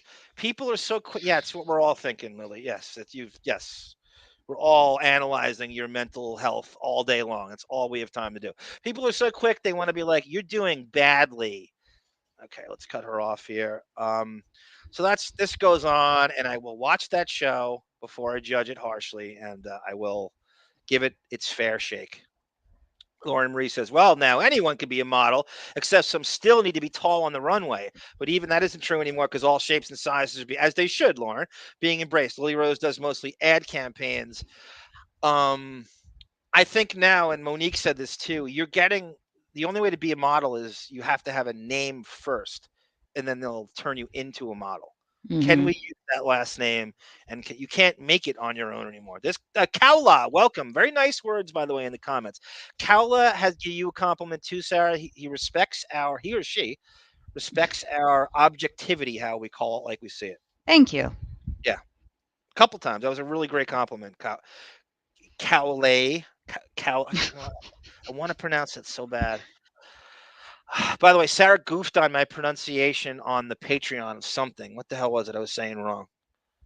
90210. No, Stephen Sondheim. Yes, Sweeney Todd. You kept saying, is it Sondheim? Sondheim? Yes, Sondheim? Sondheim? Right, yeah. It was some weird glitch I have that I couldn't say Sondheim. It's fine. You don't mess up much, so when you do, I will take advantage of it. Josh, I think smoking is considered badass again. So they're trying. I know who smokes anymore. Gross. I'm not against. Like I have a lot of smokers that are great friends of mine and stuff. I just don't know who would pick it up now. Both Depp's kids smoke cigarettes. Like they bragging. They pictures of her and Jack, just chain smoking. It's like, why would you? You know where this goes. Does he get Depp's lung cleaning? live-in doctor? Is that how this goes down? You really gonna? I have witnessed too many people die of smoking-related illnesses. I will never smoke, ever. I think entertainment at this time are extremes. They're really good TV movies and completely devoid of any creativity. Agreed, Crazy Robin. Agreed. Crazy Robin goes, I must say, just being honest, I hate when the Deppening was hijacked by a modeling runway and atrocious design. Who gives a fuck? That was so bad. Crazy Robin hates the modeling industry. That was I love a it. special edition of WINO Forever. The best part of the Depp trial was him saying that Amber left the he does that Grumpy. dramatic pause. Yeah, do it again, sir. A grumpy. That's that was solely for Paul Bettany, I think. Mm. When he knew Paul Bettany was watching. Because, yeah, my friend Paulie, she left. Is called now a grumpy. And he knows he's hitting a mark when he says that too. The sitcom audience was laughing, and Speaking of word pronunciation, or how you voice inflection, I'll say, I was listening to her testimony based on what we're going to talk about someday on this episode. When she's testifying, she goes, and he took me to this island? Yeah. Like she didn't know he had a private island. Bitch, please. Kim Kardashian, Kaula, you know the story, right? That Depp bought Lily the Kardashian couch from Keeping Up with the Kardashians. That's a true story. That was confirmed somewhere. I think the trial might have even mentioned it. That was well, that was done in the finance when the finances were out laid bare, and his business managers are going, "What are you doing? Spending? I don't know what the hell it was. God, it was a lot. It had to be a lot of money. I forget. Was it 10 grand on the Kardashian couch? Yeah, I'm not I would sure. think it would be more than that. I would almost think. Okay, so this is kind of not the featured event, but I want people's opinion on this. I went and I made videos of two people that had a problem with Depp, and this is kind of when public sentiment was somewhat against him, and the two people are Charlize Theron from The Astronaut's Wife, and by the way, if they remake that, Sara, I would love for your cartoon cat Camilla to play the Catstronaut's wife. Okay. Because she makes a great astronaut. She does. Catstronaut, I should say. Just an adorable little cartoon character you have there. And I'm not even a cat person. I'm not a huge animal person, but that is an exceptional cat with Depp-like 1/15 Cherokee cheekbones. Thanks for giving away the Nick score of Josh Foster. And now I think he did it on purpose. I know. Thanks. Just to F with you. Are they playing the Wizards? Is that right? I don't know. I won't have time. I can't pick up my interest in basketball since the All-Star game was such a flop. Now that's something they're going to have to really, really address and clean up. That's just an embarrassment to everybody involved. The funny thing is, and I'll get off the NBA for a second here. They do this fake thing where they think they have fan advocacy. They go, "Oh, that's for the fans." I'd rather see an actual game with some defense. NBA All-Star Weekends for the fans. No, it's not. Every bit of it is for the players to fucking it's party their the whole time. Their ego. There's nothing fan friendly about it at all. The only good only good parts are the 3-point shootout and sometimes the dunk contest is good. They don't try. They don't want to be there. It's a waste of everybody's time. You're shitting on the fans for voting you as all-stars, and this is what we're going to give you back. Non-basketball. It just gets worse. They just cancel the whole damn thing. They won't even participate in the all-star game and the slam dunk contest. You're getting 14th men. I hate men participating in the slam dunk contest. Lauren Marie would win the slam dunk contest. I do find it hilarious that the little balding white guy won the dunk contest this year, though. Could you imagine Lauren Marie against Ronnie Cycli in a slam dunk contest? All right. Shaden Sharp would have won had he entered. Just like King Lillard won the 3-point shootout. But anyway. David with an electronics joke. Yeah, they beat the Wiz. You remember that? Nobody beats the Wiz? No. It's a New York. Thinking of Matthew Broderick. Yes. Oh no, There's wrong. David. There's David. Welcome, sir. Sarah just compared you to Mario Cantone, David. No, you no. No, I did not. But if you want to be my Mario Cantone, no problem. She said you're her Mario Cantone I to did her not. You're Sarah such a Jessica liar. Parker. I'm telling you, you said that. Do I have to play the tape? You hear the weirdest things in conversations. You hear something completely different than what was said. Fresh Start Painting says, I hate cats and men. How I hate dare men. you, sir? How dare you? Blocked. Just kidding. Classic Fresh Start Painting, right? I gotta go turn off a heater. I'll be right back. It's a she, and you're saying it right. Oh, Kaula. Okay, welcome, Kaula. We love you, some Kaula. We love your generous compliments in the chat. Could not really stroke my ego, I must say. Okay, so I went and I found from the podcast, the Bill Simmons podcast, which is actually a huge podcast. One of the kind of started it all in a way. Him, Rogan, Adam Carolla, Mark Maron, they kind of were the first people to start doing podcasts, which were widely known. And Simmons this guy changes platforms more than a Long Island commuter. Every week he's got a new fucking thing. So anyway, he had Charlize Theron on a few years ago, and he's name dropping with her, going through a movie. She brings up Depp, and this is what we hear. And I want everyone's opinion on this. It's going to sound positive, but it's not. I'm telling you, she drifts into some weird area, and I can't believe like more media didn't pick up on this. Here we go. Yeah, if it came. I want you to read the headline under the movie picture here, because this is a real movie critic. Like if I was, surfing and it came on, I would watch like a few minutes of it, but I don't think I could do the whole thing. No. Yeah, I don't know how I'd feel because I'm not an actress. How's the volume, Sarah? Astronaut's Wife. Unless you want to talk about Mighty J. Young. I'm here to talk about what you want to talk about. Well, you pick. I'm ready to move to the Astronaut's Wife Let's because do I it. thought that was kind of underrated. Great. Yeah. Johnny Depp. Yeah. What'd you learn from Johnny Depp?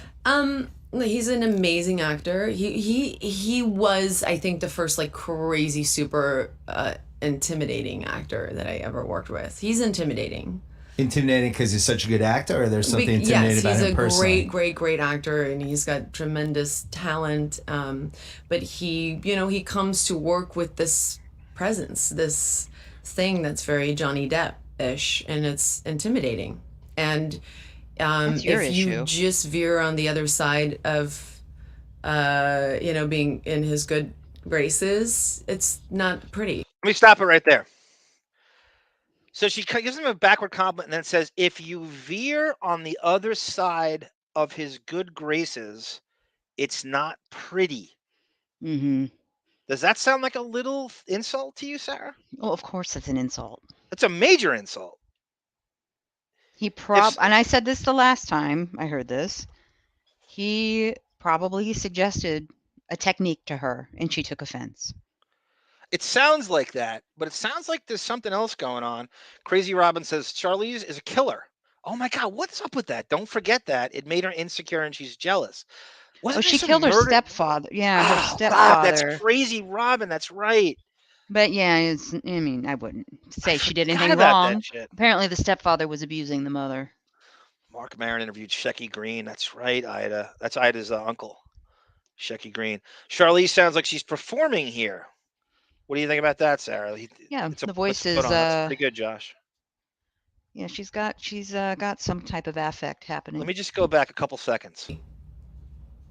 It's not great. Of veer on the other side of, being in his good graces. It's not pretty. So it was intimidating. Nothing happened, but when you work on a film, I think people don't realize it's like any kind of work environment. After day 30 or 40, it can get, you're sleep deprived and all of this stuff I think we had one moment with one scene, and he wasn't very happy with, how I kind of saw it, and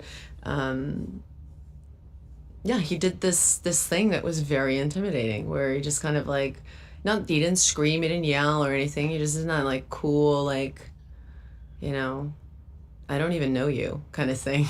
I was like, oh God. All right. But then you go to work and he's like, he's one of the top 10 actors in the world. So I felt really privileged to be able to make that movie with him. When you're in a movie with Johnny Depp, especially when you're younger and you haven't totally established the gravitas yet, do you feel like you have to? Can you believe Bill Simmons didn't crowbar Larry Bird reference in here? I will give Bill Simmons one thing. His rewatchable series that he did on YouTube, amazing. It's some of my favorite stuff to just kill time he with. chooses good movies. No, I like Bill Simmons for the most part. He has 3 Godfather parts that he did. I love each one. Amazing stuff. Didn't he do Roadhouse? But he is insufferable about sports. Yeah, well, it's all he's a chowderhead, so it's everything's Boston, New England, and it's supposed to be like a national thing, and it's just nothing but chowderheads. There's nothing. If you're a Boston fan, that's fine if you're from there, but he just crowbars it into everything. Like the whole ESPN compound from Bristol, Connecticut, the whole place is Bostonians. It's everybody's from New England because it's in Connecticut, so it's just all this crazy chowderhead bias all the time. Yeah, he doesn't know how to turn it off, and it's like, oh, it's charming. Celtics, Larry Bird, Celtics, Larry Bird, hey, Billy Russell, yeah. It's just like enough. As a Trailblazer fan, that was my main issue with him was about Lillard, because Damian Lillard made the top 75 of all time players list. Bill Simmons, because Lillard won't leave Portland to go to a big market like the Lakers or the Celtics, he will never give Lillard the respect or the acknowledgement that he has earned long ago. That should generate more respect, because you are taking on. There's nothing. Damian Lillard is everything right about the NBA right now. Staying in one place, giving the fans their money's worth, great role model, head on his shoulder. You couldn't have a better person leading that team. Yeah, great leader. One quick thing. Do you see his quote today? No, I didn't see. He was on Evan Turner, my friend Evan Turner's podcast. Yeah. And he goes, "They better hope I don't win a championship in Portland." Anyway, let's move on. Okay. Yeah, I know. I don't want to, but you brought up Bill Simmons. Bill Simmons brought it upon himself. Hooper should love that. The last episode of Radio Gunk, we spent about 3 whole minutes, 3 to 5 minutes on the Mets. I was talking about. I said that Keith Hernandez is the best analyst in all of baseball. How you literally, if you're a baseball manager, you're literally getting an education on how to, strategies and everything. He's so good. He's so smart. Baseball talk. Oh, I fell asleep. All right, that's it. Baseball and hockey today. Who my Kevin Elster over here? Who my Greg Jeffries over here? I had to mute. I was laughing so hard I was coughing. To go get lunch with him, or lunch, especially when you're movie with him. When you're in a movie with Johnny Depp, especially when you're younger and you haven't totally established the gravitas yet, do you feel like you have to go get lunch with him or feel him out, or is it just like you show up on the set and you go? The director took me to meet him. He was working on something, I forget what it was, and I think we did have lunch in his trailer, and he was super lovely and super warm. He's a very warm guy. Like, he's very, very warm. And I think a lot of him turning is actually because he is so warm. Yeah. And I think he's super sensitive. I think when he feels like somebody's wronging him, he takes it very seriously. Oh my God. But we didn't, you don't get to hang out that much. I think people think that we're like, we're not like bands on the road, or what I imagine that lifestyle would be, where you hang out a lot. Like, you work long hours, and you sometimes work 6-day weeks, and it's not a lot. You don't have a lot of. I can't. Do that was a great. I don't have the stamina for it. It's got to be more fun now that there's the internet. When you're stuck in a trailer for 6 hours, like, what'd you do in 1999? Like, reading magazines and books and. What did I do I don't in know. 99? Can't even imagine. I love to play backgammon. I'm like. That's it. She goes on to the whole backgammon thing. I just spent 6 hours in a trailer with a television. She was just becoming like a big star at that point too. He's like 99. Yeah. Lauren Marie says, "I really never cared for Charlize Theron. She's been bad on screen chemistry with everyone. That's pretty true, Lauren. I agree with that. She's worked with." Except Christina Ricci. She took her makeup off and wore a wig and played a serial killer and won an Oscar. Did you ever watch The Monster Man? I've seen it, yeah. Is it good? I've never seen it. It's fine. You feel dirty watching it, but Yeah, Christina Ricci it's has a fine. strange relationship with Depp now, which I can't quite track. She seems to have turned on him, and She's Twitter woke. it's that could be very well. Yeah. She's a nice career. She kind of disappears once in a while, but she's a pretty good career. If you look at the whole body of work, not afraid to Mhm. do TV. And I was saying this the other day. I was watching my new favorite show. I'll give it TV recommendation, everyone. And for free. I'm usually consulted on that. I usually have a consulting fee. 3,000 a minute. It's called Mayor of Kingstown with Jeremy Renner. It is a prison drama on, I think, what is the streaming that Paramount? And it is so edgy. I don't even know how to describe the premise. Like he's the conduit between the prison and the law in a fictitious town called Kingstown, which is like outside Detroit, Michigan. And it is so crazy, some of the stuff they stage, but it's really good. To bring it back to Depp again, Diane Wiest is his mom from Edward Scissorhands. Okay. And she plays a prison teacher. She's like kind of retired, but she's trying to stay active.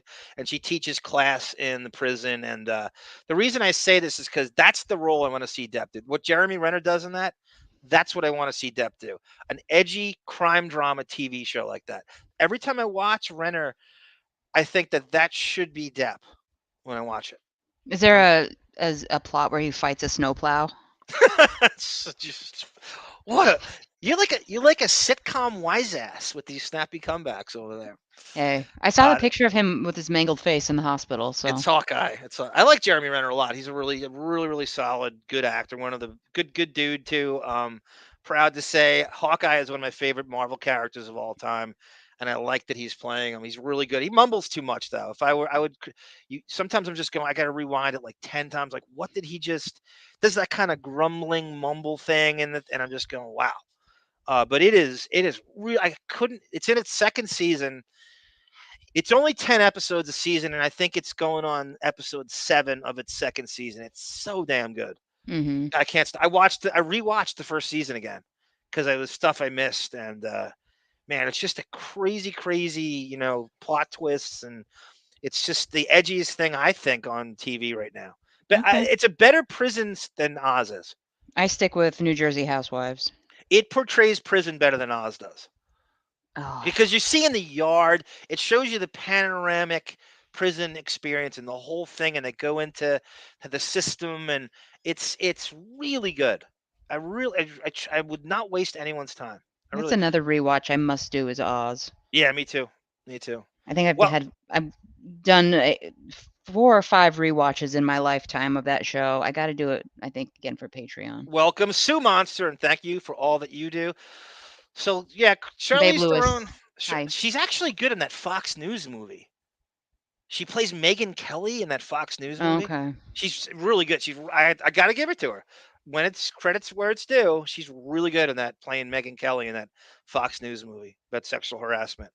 Okay. Perfect, Megyn Kelly. Perfect.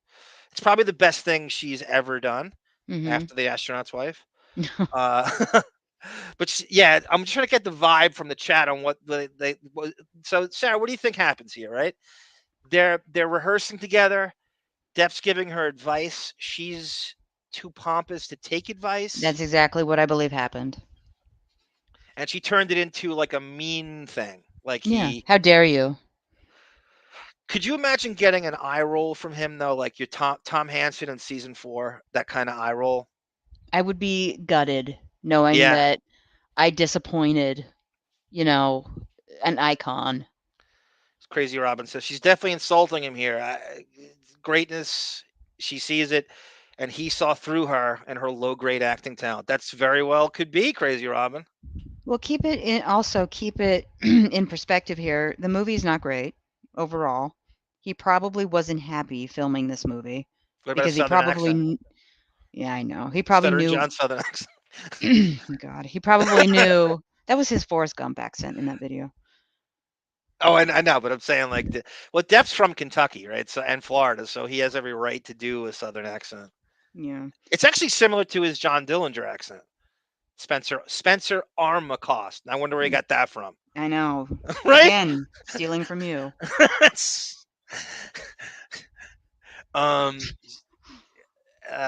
Dorian Morgan, welcome. Love listening to the Simmons during the lost years. Thank you, Dorian. Thank you for joining us. And the NBA fun. Greg Jeffries, great. Thank you, Josh Foster. Great reference. He was supposed to be like Greg Jeffries is supposed to be like the next Triple Crown, and he was okay. He's kind of mediocre, but they hyped him so bad there was no way he could ever live up to the expectations. David goes, I love to play backgammon on ESPN 3 broadcast after the Puppy Bowl. That's so funny. I remember when ESPN 2 came out there, like it was like midget tossing, and it was like tractor fighting, and they didn't know what to do with it. Little person tossing. Sorry. Crazy Robin says projecting her own insecurities onto Depp. That's exactly right. Great diagnosis, Crazy Robin. But that's bizarre. I mean, Charlize Theron, like it or not, she's an A-list actress, and that's crazy comments. And you'd think that would get traction out there, right? She sounds like she would be a pain in my ass to work with. She sounds like the way she makes it, like he terrorized her. No, please. Yeah. There's something deeper than even just a rehearsal. She's like, when you get past what the veneer, there's a really dangerous guy. I can't believe Amber Heard didn't use that. And I think during the trial, I said if I were her, I would have used that. Not that we believe her. I'm just saying if you're looking for anything, if you're looking to throw anything against the wall, you would use that, right? Well, she had someone she was leaking information to, which we're going to hear from in a minute. And that's what she used to get her story out. You remember what I said about Jesus Christ, what the hell? I'm blanking on them. God, I had that brain fart right now. Doesn't happen to me that often. That's why I think I'm going senile. I'm blaming the medication. When she was just quoting Ellen Barkin. Ellen Barkin, her testimony is not that different from what Charlize just said. Well, did Charlize say that he threw a bottle? She's implying that he had some angry, violent side. Or she had a scratch on her back, so he thought she was cheating. I take those comments as bad as what Ellen Barkin said. Forget the sex stuff. Forget that. Or the bottle. I'm surprised they didn't pick up on that and use it. I'm glad I didn't. I'm glad I'm not on Amber's team because he might have lost. Because I would have put. I mean, this is an A-list actress doing this, right? You'd use that. Would you say that? You want to hear something funny? I'll tie it into Depp again. I had heard that Charlize had turned down Queen Hippolyta in Wonder Woman, and I think she might have been offered Mira too in Aquaman. But I know for a fact she was offered Queen Hippolyta in Wonder Woman. Yeah, it would have been a better Mira. Yeah, I could see that. Or maybe maybe it was the Queen Athlon, Nicole Kidman's role. Okay. Might have been Nicole Kidman's role. Yes, Pell, better than Oz. I'm saying it now. Because it's more versatile. It's got more layers to it. Then Oz is almost like a one-act play in the same room. They never leave. There's no yard. Right? There's no prison yard. By the way, Oz is set in the prison that Depp went to briefly. I think this is in New York City, in Lower Manhattan, in Chinatown. There's a prison called the Tombs. That sounds creepy enough, right? It's an old prison in Lower Manhattan, which I think Epstein might have went to briefly. When Depp did that hotel trashing, he was there. When that's the prison they took him to before he was bailed out immediately and released. The Tombs. So I think Oz is based on that, and I don't think they have a yard there. Thank you, Zepp. Welcome, Zepp. Welcome. Glad you made it, sir. Hugh Grant and Drew Barrymore tried to give him notes, and he gave her shit on whatever horrible rom-com they were in, and she hates him now. Oh, wow. Well, there you go. Okay, I was thank correct. you, David. Charlize, yes. Good call, David. I love that David watches Hugh Grant, Drew Barrymore movies. Astronaut's Wife is a bad ripoff of Rosemary's Baby. That's exactly right, Lauren. That's what they said back in the day. That was the criticism it got over and over again. Right down to the Vidal Sassoon. That's a great reference. They had the same hair in that movie. That's good call. Good call, Lauren. I can't believe you remember that. There's Gina Bobina. Welcome, Gina. We just talked about Opie earlier. We did. You just missed our Gina's and Opie's all the time. We talked about the Deppening got on Opie the other day, and if you circle back at some point, she comes off really snobby, says Pellel, but she really does the Fast and the Furious movies. Oh, that's right, she's in that too. Jason Momoa is going to be in the next one. Did you know that? I can't believe they're still making that shit. How did that work? Makes money. That's a lot of wiggers at the box office, right? I like Amber Heard a lot more than Charlize, says Josh Foster. Oh, Josh. He's entitled to his opinion. David C says when her name pops up, it's usually her having a problem with someone. That's funny, David. I've noticed that too. Yeah, it's at some point you're feuding with everybody. Maybe the problem is you. How about Kevin Smith, right? He seems to have a feud with someone new every day. It's him versus Bruce Willis. It's him versus Jenny McCarthy. It's him. Maybe the problem is you, Kevin Smith. Maybe you're the problem. He's bitter because his image is now wrapped up in him wearing jorts. And his big celebrity start was when he met you in was it Upper Washington or something? Yeah, Everett, Washington. Everett, Washington. The opening of a Funko Pop store. I think now Kevin Smith is Lily Rose's best friend's father, Harley Quinn Smith. I think that's a jail, not a prison. And he should be punished for his daughter's name. Is it a prison? Is it a jail? It doesn't matter, Dorian. Yeah, I think it could be called. I thought it was like is it a holding thing? Because people do. I had a friend I worked with that was Barney Miller jail. It's the Barney Miller jail. They said that? Yeah. No, I said that. Okay, that's a good one. That's a good line, Sarah. I know. I'm old. I can't believe you know Barney Miller. The funniest thing I was thinking about you and David. David goes, I never watched 90210, so he's watching it for the first time, which is interesting. And I'm thinking, the show's too young for him. It's almost like too new for him. He has to watch something that's 70 years old. Like 90210 is like too glossy and new for him. It's a jail and a prison. It could be, yeah. The Tombs in MDC.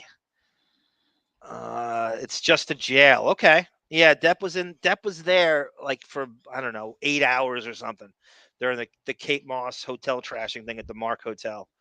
Charlize and Chelsea Handler are best buddies. That makes sense. There you go.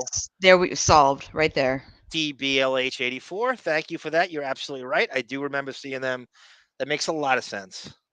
Barney Miller baseline. That's great. So here's another weird one, maybe even weirder. Here's Michael Madsen, co-star in Donnie Brasco, played Sonny Black, Monique's friend from Greenpoint. On the Barry Katz podcast. Barry Katz is a comedy manager who probably really wants to be a comedian deep down. He owned the Boston Comedy Club in the Village, which is right by NYU, and it was considered the bastard stepchild of the Comedy Cellar. The Boston Comedy Club, and they should do a documentary on it, produced people like Dave Chappelle, Louis C.K., Jim Brewer, Jay Moore, Kevin Hart. Crazy people came out of this thing, and it closed down. And so this guy became a comedy manager, and he has Michael Madsen on his podcast a few years ago. And this is what they have to say about Depp. Box office in terms of, that was the only. He's very mumbly. Yeah, I can barely hear 6 it. degrees of separation. I'm going to mention a name. You can tell me the first thing that comes to my mind. It could be one word, could be a sentence, could be a story. Johnny Depp. The thing is that I learned a long time ago that talking about other people is a bad idea, because sooner or later it will come back to you in ways that you don't expect. And it's really, really, really hard to be flat out honest about different people, because when you're trying to be honest, it might be taken as criticism by that other person, or by people who represent him, or who represent that empire. Oh, you hear what Madsen said, blah, blah, blah. And so you can't really tell the truth about how you really feel And then again, when you say something about somebody, you run the risk that somebody out there is saying something about you. And so it's kind of this really strange unwritten thing, I think, that I learned is, a lot of these things need to be kept, to yourself. So. All right. I'll keep trying. Halle Berry. What the hell? Oh, she's wonderful. Is that? It's probably What the same was kind of that? thing. Maybe the I same don't thing. know. There's something going on. Something like You know what mutual I can friends almost talking shit. guarantee you? Madsen was probably difficult on set. He's got if I recall correctly, he's got a reputation for being late, He's a being weird drunk. dude. He's got issues. Depp, who has his own issues, may have called Madsen out. I think Depp has the ability, even especially back then, he can swallow those issues and get to the set and put on a great performance. Yeah. Madsen's issues at that stage of his life may have affected him more on the set. He's got a zillion issues. I mean, he's got a crazy life. I think we read a story like a year or two when we first started doing this. He got arrested for a home invasion. He just showed up in someone's house and they called the cops on him and shit. Yeah. You hear about this? Is like a year ago or something? Did he just have an aneurysm or something? Yeah. Okay. I again, Josh Foster goes, Dylan. Yeah, Luke Perry from 902 and gets killed. Reverend Cloutier gets bricked up in a wall. Let me guess. You are going to comment on him being nude. Yes, I was just thinking of that swinging piece. Yeah, of course. I was impressed. Did you ever think you'd get to see Luke Perry's schwanz? No. Skinny little Dylan, no. I never thought I would see what was going. He's in the sack with you. They always call it 8 Seconds of Glory. That's all I need. That movie he did with Stephen Baldwin? It's called 8 Seconds. It was He's like a rodeo movie. Yeah. Thank you, Ed Rooney. That your name made me laugh. Thank you, Ed Rooney. All right, who's that, Sarah? Ed Rooney, principal. Jeffrey Ferris Jones. Bueller. Yeah. Jeffrey Jones of what that movie? Ed Wood. Ed Wood, the great Criswell. Did you literally that pause? Did you literally hear like the Rolodex spinning in my mind, thinking of? I did. The great Criswell predicts Ed Wood's movie Plan 9 from Outer Space will do $100 million. And Sleepy Hollow. That's right, Lauren. Thank you. Lauren knows everything about Depp and Tim Burton, especially when the two of them collaborate. Jeffrey Jones does some crazy pedo. Right? Yeah. Is he dead or arrested or? I don't know. Yeah, that is not a fun background when you sift through his crazy history. David says 902 is way too young for me. You kids and your dungarees and your Nev Campbell. Nev Campbell. Fucking Party of Five was on after that, right? Yeah, I think toward the end. I saw Nev Campbell recently. She looks better now than she did then. What do you think about that? She's living off the Scream residuals. Yes. What I don't know how to. I think they have some mutual friends that talked shit, and I don't know if he's friends with Amber Heard, possibly. Could be Madsen, which I think might be the case. But what's even crazier is he backpedals on it, and this came out. I just found this today. This is crazy. Look at this. This is like from a few months ago. What you just heard, listen to what you just heard, and listen to what he says here. What was it like to work with Johnny Depp, with Donnie Brasco? Hi, everyone. Welcome back to HollywoodCeleb.tv. I'm Ace Cruz, and today's special guest is the famous Hollywood actor Michael Madsen. Hey, guys. How's it going? Jeez. Donnie Brasco, I think, is one of the best gangster pictures. I think Goodfellas, Donnie Brasco, and The Godfather are the three best gangster pictures ever made. And shot the whole thing in New York and Miami. And Johnny was cool. We got along good. And, he's a good cat.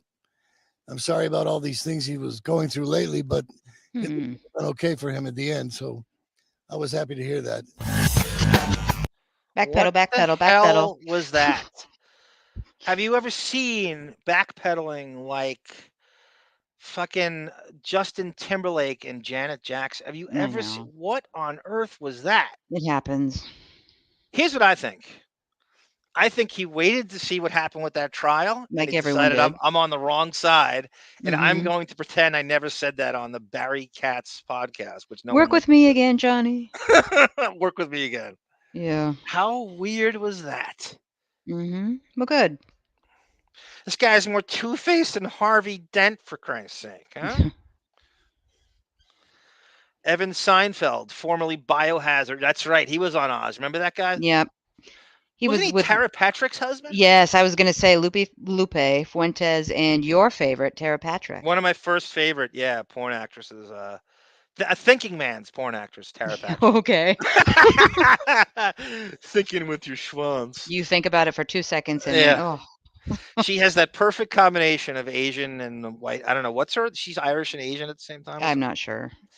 I know she ruined her body with all those tattoos. He moonwalked quicker than Michael Jackson. Deptford Wives is off camera, car with a gun at his back. That could be too, David. I think he also looked at the groundswell of support Depp got from the trial. He's like, I better clean this up. Again, I don't think he would think anybody would listen to fucking Barry Katz podcast. I don't know what I think I found it. Those are the days when you were just looking for anything. Like there was so many podcasts. You're like, what is this? You'd Google a name and then it would be interviewed by someone and then you start listening to that thing. And it's weird how that happens. It's so bizarre. Anyway, so now for our main event. This is Crazy Days and Nights, Part 3. Entertainment lawyer Enty and his very strange Johnny Depp dirt. But this part in part 2, because he teased it last time, he's going to be covering the Amber Heard relationship. So I'm curious to see what she leaked to him. This is in the early days of their drama, long before any court appearances, I believe. But I want to see how that compares to what she testified to. Yeah, and so Sara's basically saying, and it's been alleged that she dropped all the gossip to CDAN along the way, anonymously or Whitney Heard did in some capacity, and her grifter friends did. So this is how he got some of the stuff, which is pretty insidey stuff. Like, how is he getting this shit? And sometimes he's straight up wrong. Dorian Morgan says Nev Campbell's always looked like a really hot 40-year-old. That's so funny.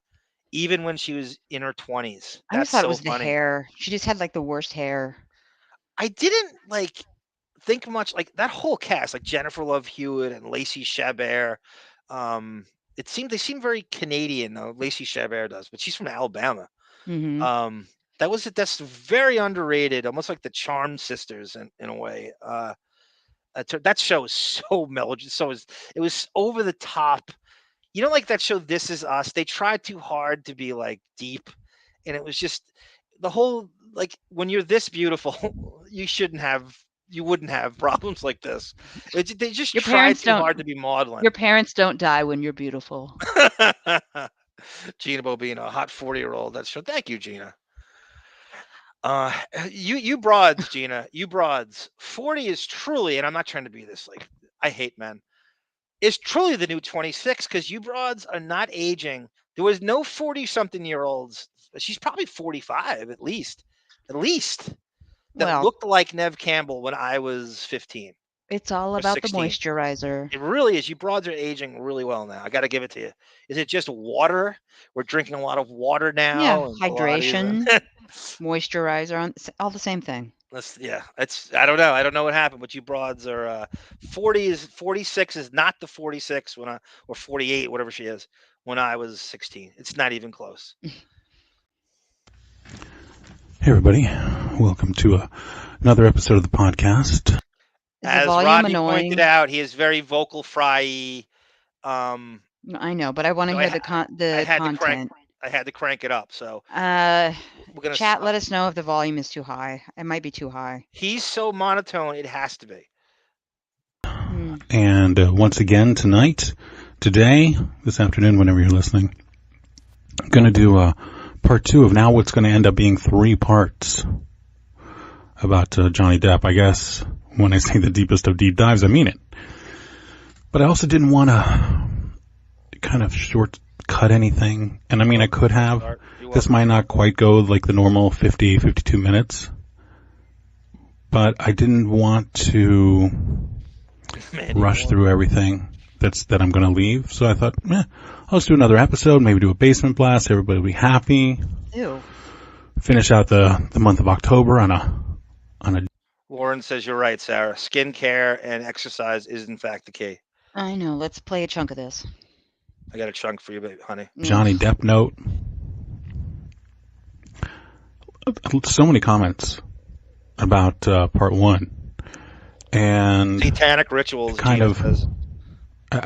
It's this thing where we just, it's, I guess like a 24-hour news cycle thing where we forget Kaola goes, that about voice. this, and then we forget about, River Phoenix dying on a sidewalk while everybody stands out there and watches him. And when we last left Johnny yesterday, it was about 1999-ish, and he had left Kate Moss, a shell of the person she once was, a broken cocaine vial, if you will. I will not. Kate's always loved her cocaine. As have you. Johnny, of course, had already kind of moved on with Vanessa, but hadn't made that kind of commitment to going overseas yet, but we will talk about that. I think basically at this point, in 1999, that's when Sleepy Hollow was released. He filmed it in, 1998, but it was released in 1999. And he just didn't have a care in the world about anyone other than himself. You have to remember also at this time. I like when his voice trails off, Sarah, when he can't hit the note. He goes, he doesn't care about anybody. But yeah, himself. He left Kate Moss, a broken shell of herself, after he beat her. It's almost more melodramatic that he can't finish the sentence. Like, he doesn't care about anybody but him. Yeah. Self. You never heard about that school bus full of children that he killed. That's coming. That's coming in episode 3. Welcome to another episode of my podcast that I record on my bedside. I'm sorry, on the side of my bed, under a comforter. That's exactly what he sounds like. It's like he's under his bed in a comforter over him, going, and this is when his family hearing him. When he's kind of in this peak, except for Sleepy Hollow, which came out in 1999, big hit, which is why they kind of made. Yes, thank you, Crazy Robin. That picture is, in fact, Depp's publicist from the late 80s, Jeffrey Ballard, who just died. And we did a story on him.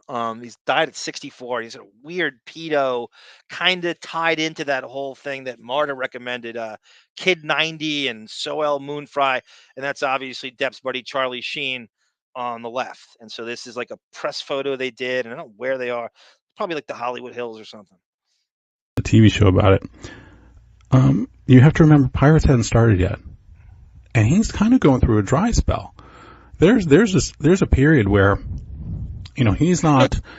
I mean, he's obviously making money, good money, and more than any of us will ever make.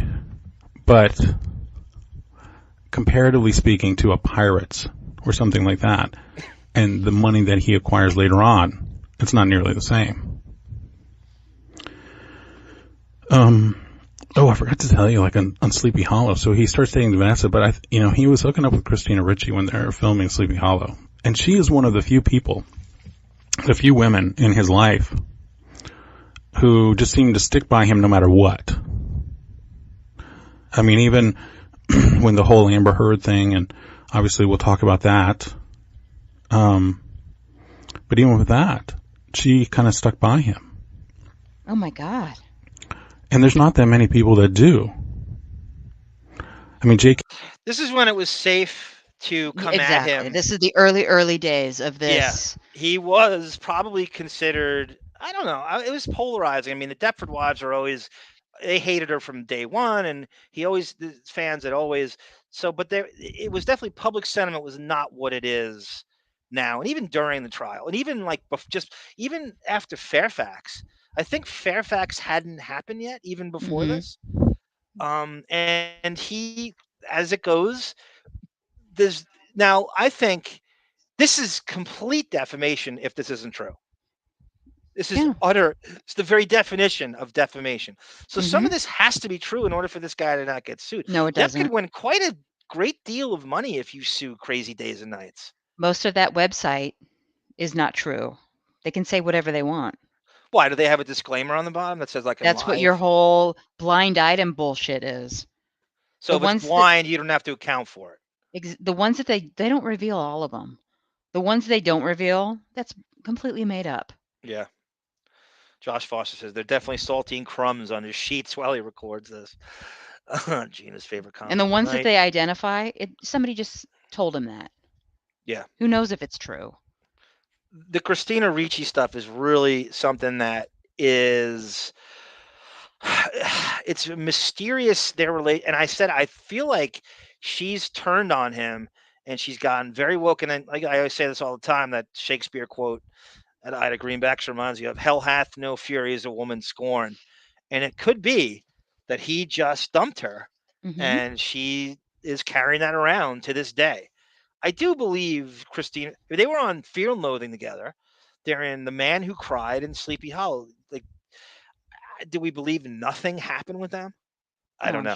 I'm sure it did. And they're friends from fucking, she was, when he first met her, I told you the thing, Mermaid, with Cher and Winona Ryder.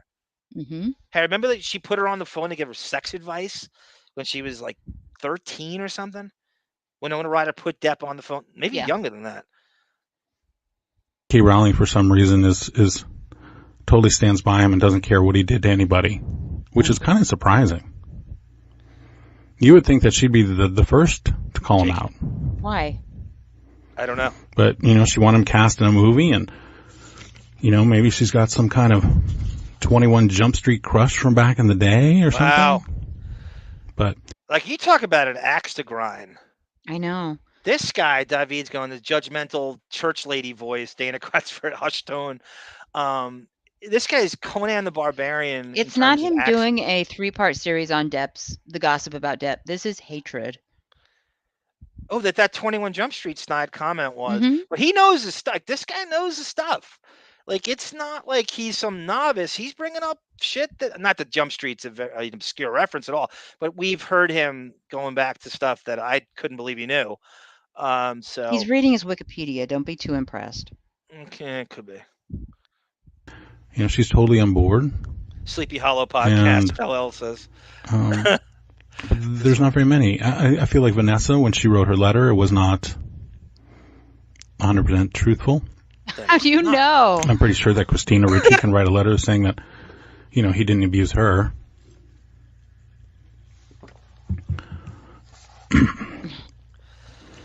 So this is when, I should give some backstory here. Vanessa wrote the letter to back him up in the UK trial. For the UK. All of the women wrote a letter, most of them. Right. Christina Ricci did not. No. Supposedly, he's claiming she was asked to and refused to. Okay, good for her. Good for you. So the thing is, during he's spending a lot. But when he goes through this dry spell, he's unable to that income's not keeping up with what he's spending. And at this point, Gina's eating soft pretzels in bed. Soft pretzels from Costco. Point in his life, he's also spending a great deal on drugs. A ton. And, drugs can wipe you out in a hurry, especially if you're not replenishing and yet you still have these extravagant spending habits, which you think are, you're just never going to run out of money. And as we see, like in the lawsuit, that's been going on the last couple of years, he had some pretty significant spending habits. So imagine those same spending habits, but with a fraction of the money coming in. He was already spending more than he was taking in. But at least, later on in life, he had a ton of money banked. Back during this time period, he really didn't. So, what to do? Murder someone. He found some silent partner. Silent partner, my favorite word. My second favorite word is visceral, which Crazy Robin says here. My New Year's resolution last year was to use the word visceral in a sentence more, and I just can never seem to pull it off. Maybe I'll learn this year and use visceral a lot more. Great word, Crazy Robin. Heyo. This is Gina. David says this guy's a regular Gene Dixon Ed Torian mashup, for Christ's sake, huh? It can't be said, but Ricci dated that nutcase Owen Benjamin. You know that guy, right? They were Sarah? engaged. So Sarah's saying he's implying that the next move, when all goes wrong, is I'll just murder people. Yeah. Is the stupid. I need jump money. I'm he going to makes. murder people. Well, Anyway, let's see what he says. pretzel puffs with stuffed peanut butter over Partners here. to invest with him and use their money. He used to get the money. He kind of put up some of his Viper Room percentages as a kind of collateral, but it wasn't very long before he burned through their money. And that brings us to the one blind item that we are going to read today. And I wrote it on July 20th, 2015. And I revealed it in January. So just to give more backstory, this guy is the editor of the owner of Crazy Days and Nights, which is a celebrity gossip site. He releases gossip stories, which a lot of people believe, me included. There's a lot of Dan Schneider stuff that came out that ended up being true. And he gives you guess, lets it marinate for about 3 days and then releases who it's about. Right, Sarah? That's how it works. Like 3 days later. So Depp has a gaggle of these stories and he's going into. So he is the guy who writes this shit. You see it all the time. It's been around for a little while and people believe this. Defamation, I guess he has to say, I think it was Pellel said, he's got to say, this is definitively true, I guess, in order for it to be considered defamation. 2016. It's not often an A-plus list mostly movie actor gets away with murder. It's even more rare that it happened in a time that is not old Hollywood. It did happen back in the day. The actor in question in this blind is still really close to A-plus list. The actor was stealing from his business partner. Our actor was not the money-making machine he is now and was using a lot of drugs and couldn't pay. He also had some other issues. He got in over his head, and when the silent business partners came looking for their share of the profits, our actor pointed the finger at the other partner as to why there was no money to pay the silent partners. The guy got killed, and our actor quickly got out of sight and stayed out of sight for about a year. So, when I ran that back in July of 2015, it seemed like the entire world just then jumped on it. I mean, because this is just, especially after I revealed it, and they totally felt safe. It's like the entire world said, oh my goodness. And I remember there was, I think a radar jumped on it maybe 8 or 9 months after I revealed it, not wrote it. Okay. And then... Don't hurt your arm patting yourself on the back. The lip smacking, it's crazy, right, Pellel? Heebie-jeebies. This is Enty, Dorian Morgan. Yes, that's exactly who this is. That's the guy who writes all that gossip. He's got his own, we sussed this out. We knew he was doing something on Depp so years ago, and we briefly subscribed to it just to get it and then quit. And it's crazy. It's, even though it's fantastical and so much of it's bullshit, it's just fun to listen to how crazy he can get. Smoking, his lip smacking is driving me crazy. I know. We're going to stop it just so you don't have to be subjected to the lip smacking consecutively to comment on it. Hold up. What's he accusing Depp of it? So, Crazy Robin, this story. Well, he's about to get to it. I don't know if he's going to. Does he lay it out? He's probably going into the Anthony Fox stuff. Sarah, listen. We got to stop this because this guy's voice is infuriating. We can't let this play for a half hour straight. No one wants to hear this guy's voice. We got to get the gossip, and because it's just impossible. So I know you want to get it over with all the time, but we're going to go to the 3-hour thing, and no matter what this does, so don't worry about it. I think it was Jezebel went after Radar and said, how are we supposed to believe any of this? But if you go on the internet, I mean, there's actual law to back it up. And there's an actual case, and it's pretty obvious what happened. The issue is that nobody can actually prove it. And obviously it's tough when you don't have a body. The thing is that because I'll tell you about when it all happened and everything, but by the time I wrote about it in 2015 and then revealed it in 2016, which made everybody kind of just like really go crazy for it. The thing is, it was kind of too late because Disney had already shut everything down, a decade earlier, and they signed anybody who knew anything to an NDA. The people that actually knew all the details. So then, the next thing you know is that it's really hard to find any information. But it's there, and people are starting to put it together and piece it together. But every time they go and they try and put it on a website, what happens is that website invariably gets taken down. And who does it get taken down by? The Mouse House. But, as I'll say later, I think that might be about to change. Which is a good thing. So he's implying Disney took down any negative Depp gossip, and now the tides are turning against him with the Amber Heard stuff before the Fairfax trial, and that Disney will not have the power. They're going to fire him from Pirates, and they can print any gossip they want from him and bask in it in the Schadenfreude sort of way. And what he's talking about is the Viper Room. There was a partner named Anthony Fox who disappeared, and they're accusing Depp of having people kill him, is the story. Right, Sarah? Hello? Sarah? Hello? No, you're right. And the other partner is Sal Jenco, who is Blowfish from 21 Jump Street, who's the co-owner of the Viper Room. And so this guy, Anthony Fox, just one day, this money squabbles. It's Sal Jenco who apparently stole the money in this time. They claim to be blaming this. Anthony Fox blames Depp for squandering the money.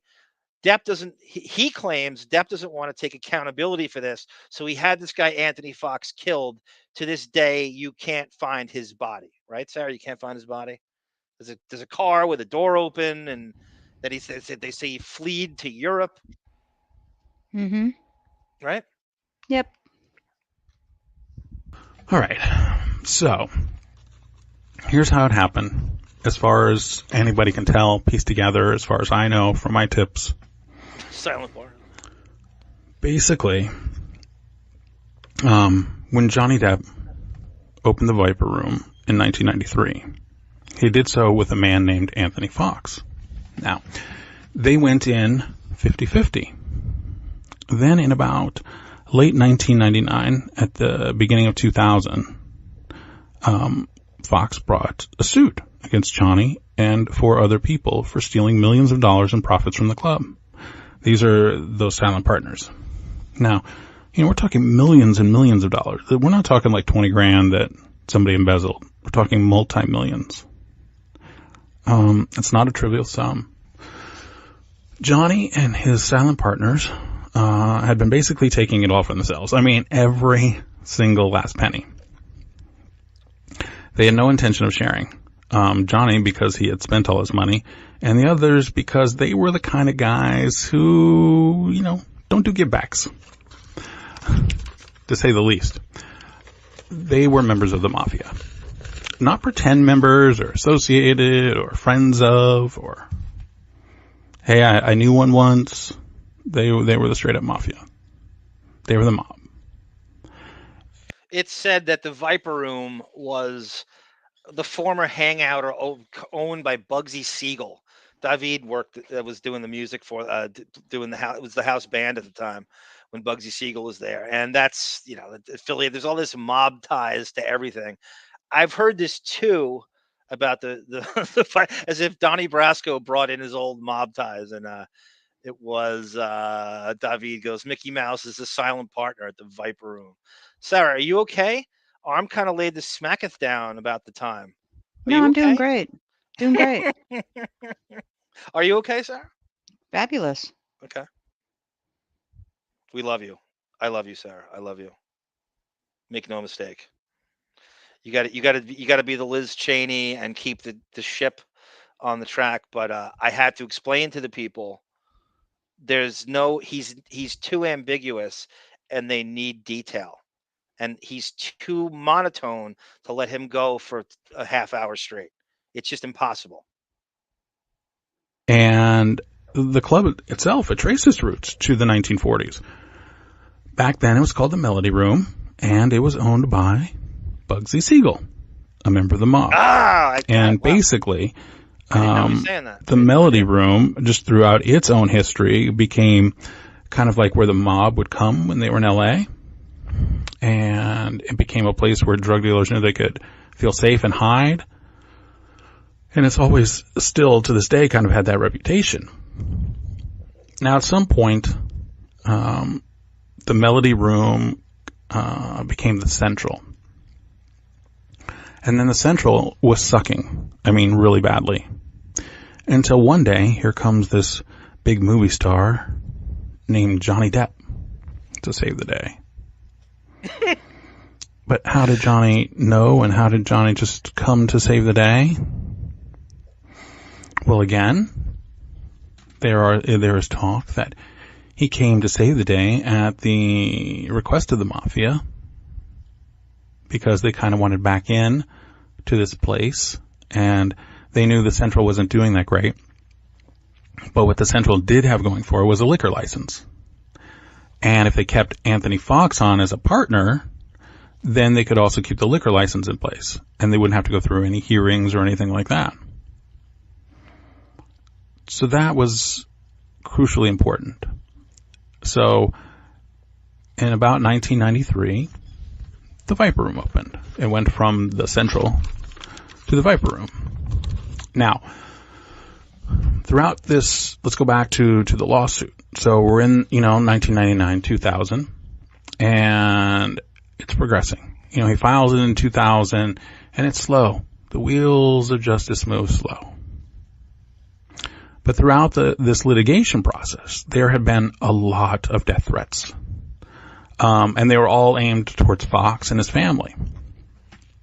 I mean, nobody was throwing them towards Johnny, because he was one of the ones being sued. The silent partners were being sued.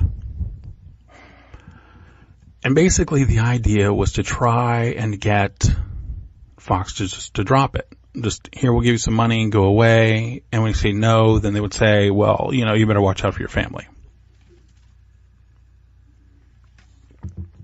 This guy, Anthony, is from London, if I'm not mistaken, too. So is he British? I'm not sure. Anthony, I swear to God, they mentioned somewhere.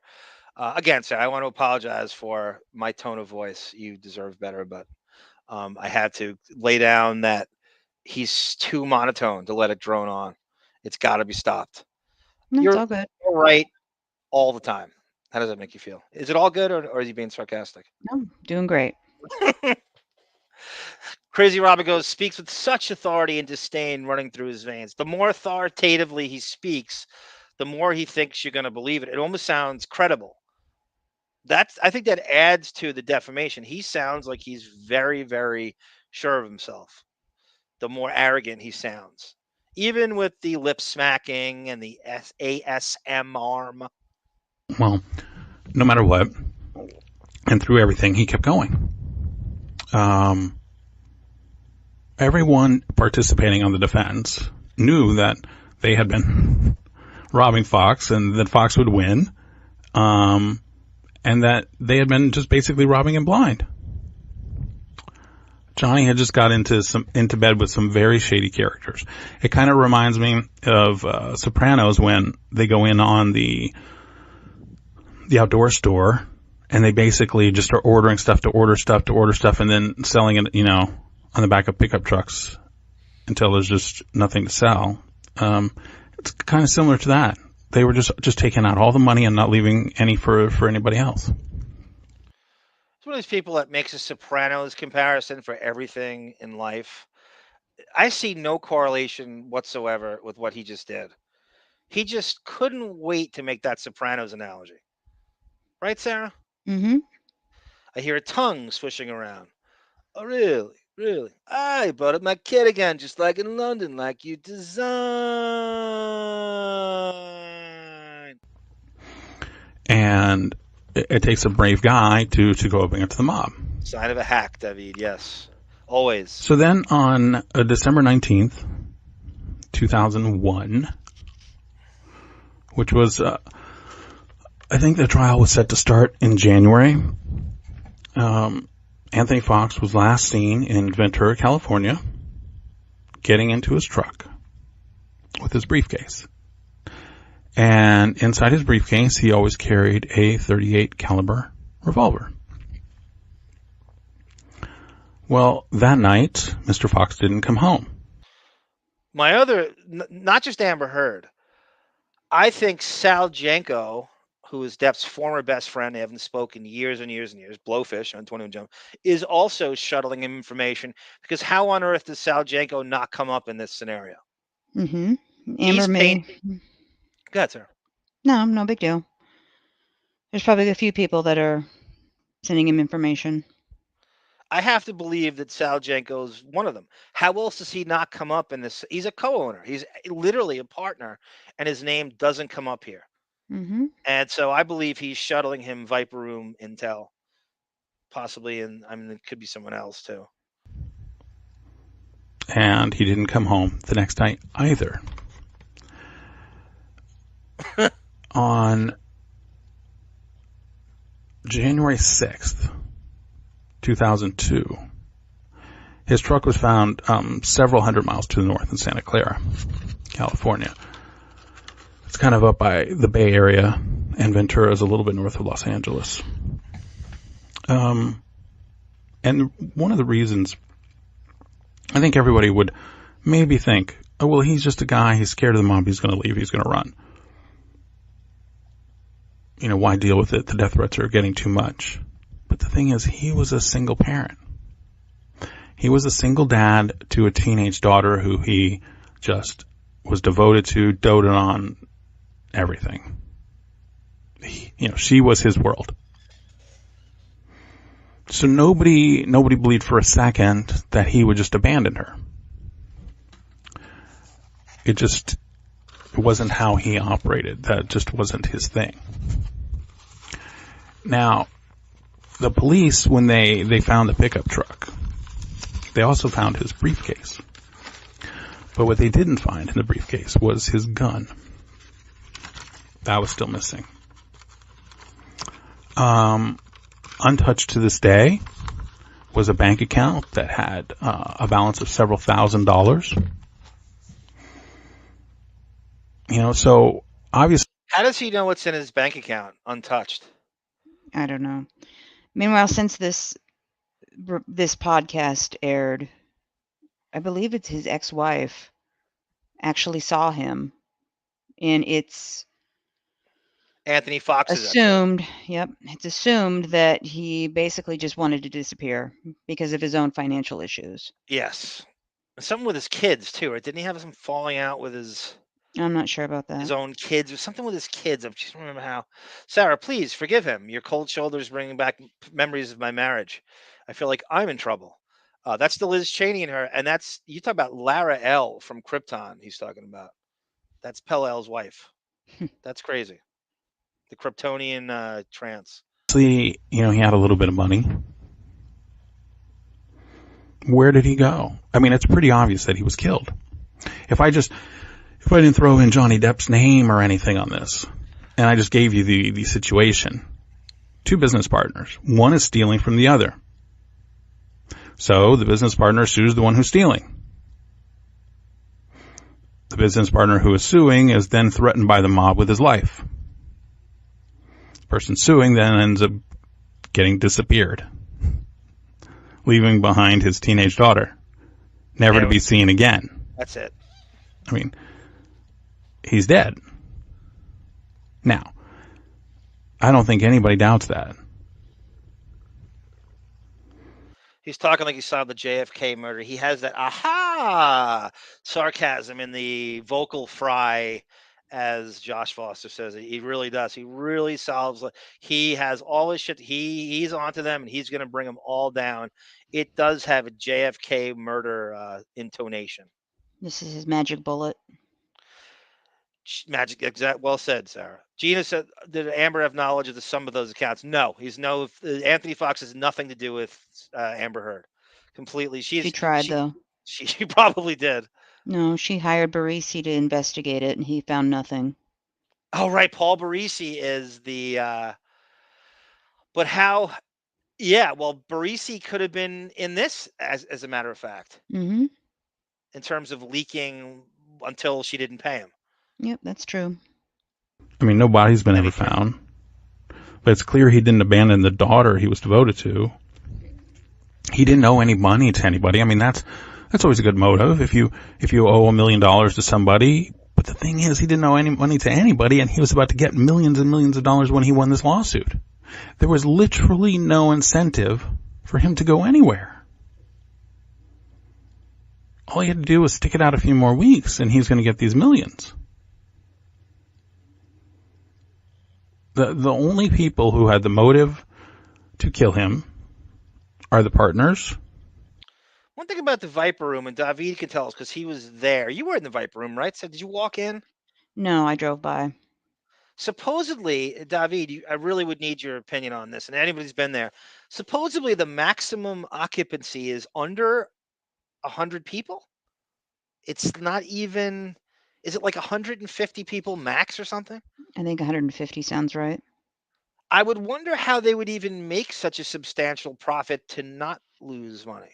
Your drinks are $15 a piece. Yeah. A $15 Rolling Rock. But still, that's you're not dealing with millions of dollars, right? If it's only so something else has to be going on. How are they how is it even, you know what I mean? If it's such a low maximum occupancy, it's so bizarre, the whole thing. And Johnny Depp. It's also remarkable. Low ceilings, cramped. That in the same week Mr. Fox presumably got killed during a horror kind of field trip up the 101, that Johnny Depp decided to bail on Hollywood. He decided it was finally time to be with Vanessa full time. Isn't this remarkable? That all this other time he decided that he was going to be in LA, cheat on her all the time, do what he had to do. But then all of a sudden, when you get this case, when all of a sudden you know that the police are kind of going to be sniffing around about your business partner who's suing you,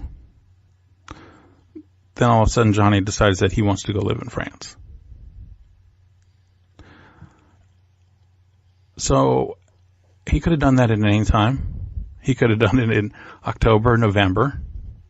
My guess is that he probably would have waited until after the trial that was set. But no, he doesn't wait till after when the trial was set. He decides to go the same week that Fox disappeared. Now that is the biggest coincidence in the whole world. What made him decide to go that week? He had never mentioned previously that he wanted to go there, to Paris. Now, do I think Johnny Depp murdered Anthony Fox? No. I don't think he actually pulled the trigger. So magnanimous of you. Yeah, the cover charge, Crazy Robin. I don't know. Well, what did they charge? Like $1,000 a person?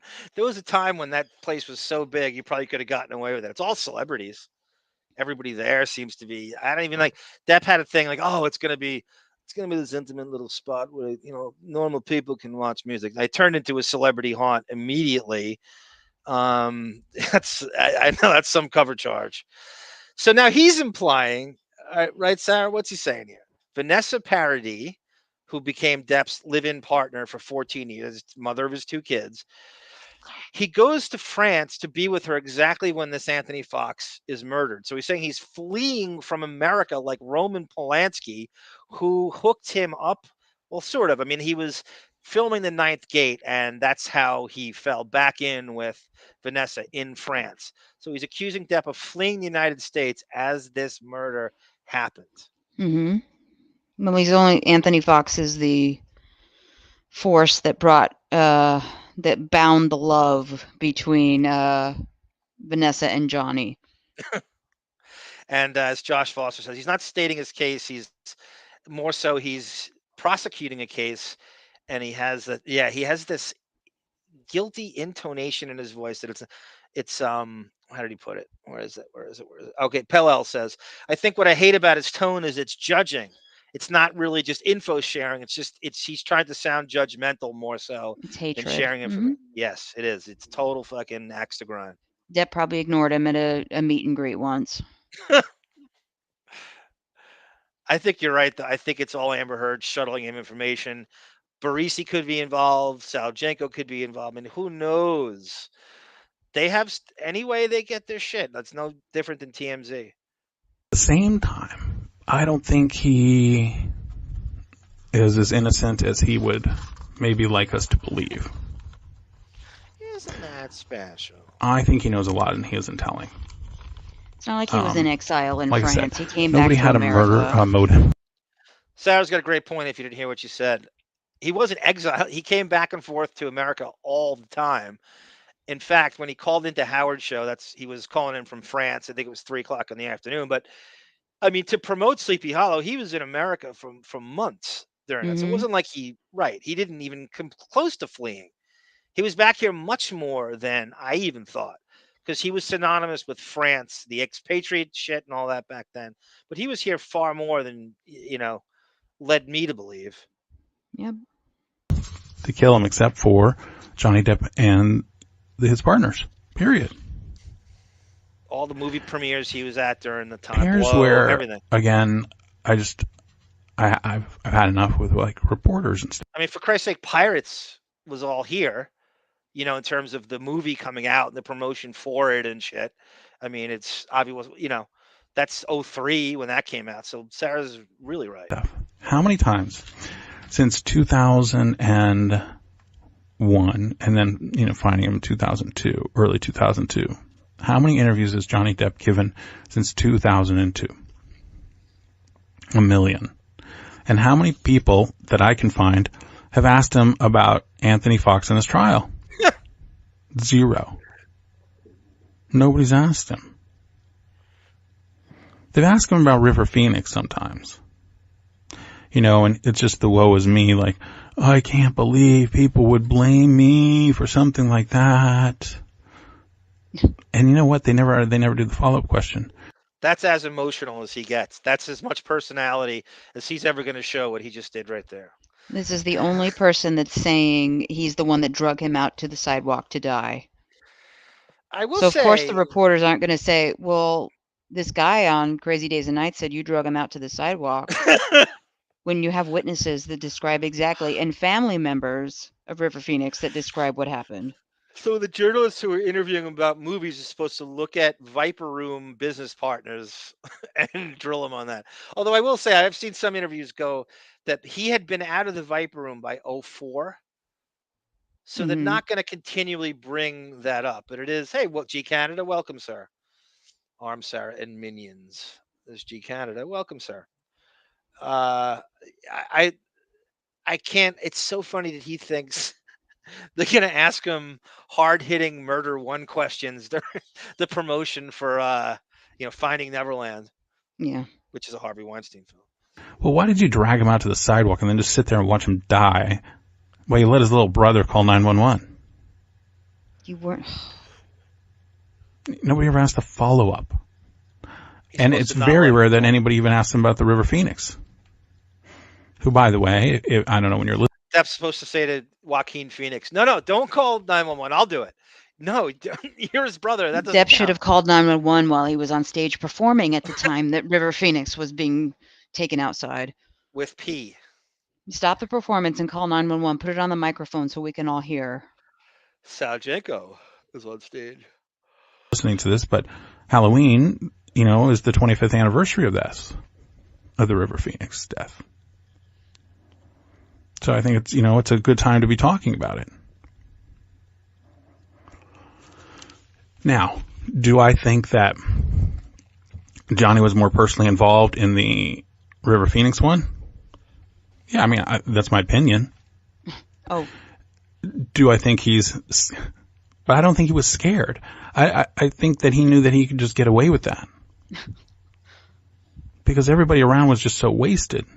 Okay, pause. I disagree. I think you'd be more terrified because you have more to lose if you're someone in his position. So the motive for killing River Phoenix is because Winona Ryder thought he was a good actor. So you drag River Phoenix out to the sidewalk after you give him the drugs. You let him die. You watch him foam at the mouth all night, and you just stand around, dance around him, pointing and laughing. You deny Joaquin Phoenix the ability to call 911, even though he did. Yeah, and you think during this entire time while you're dancing around him, meanwhile you're on stage, you're dancing around him thinking, I'm going to get away with this. That's exactly what he's saying. All right. Yeah, Pello. Depp shot Tupac. City of Lies was originally wrote as Depp killed Tupac with the Biggie movie, and they rewrote it as if, you know, the West Coast East Coast feud. That's exactly right. That's interesting because the City of Lies tie-in. I don't know if he meant that on purpose. You believe either the tongue snapper or you believe everybody that was in the audience at the Viper Room that night. It's never gonna. I mean, this. I would like to see. I would almost like to see Depp come out and just get him. Just own, not own the whole thing, but just give like a full commentary on the Viper Room that night. Like, not even.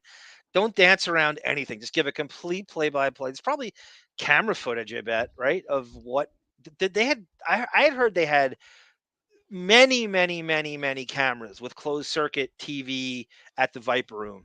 I would assume so. Office.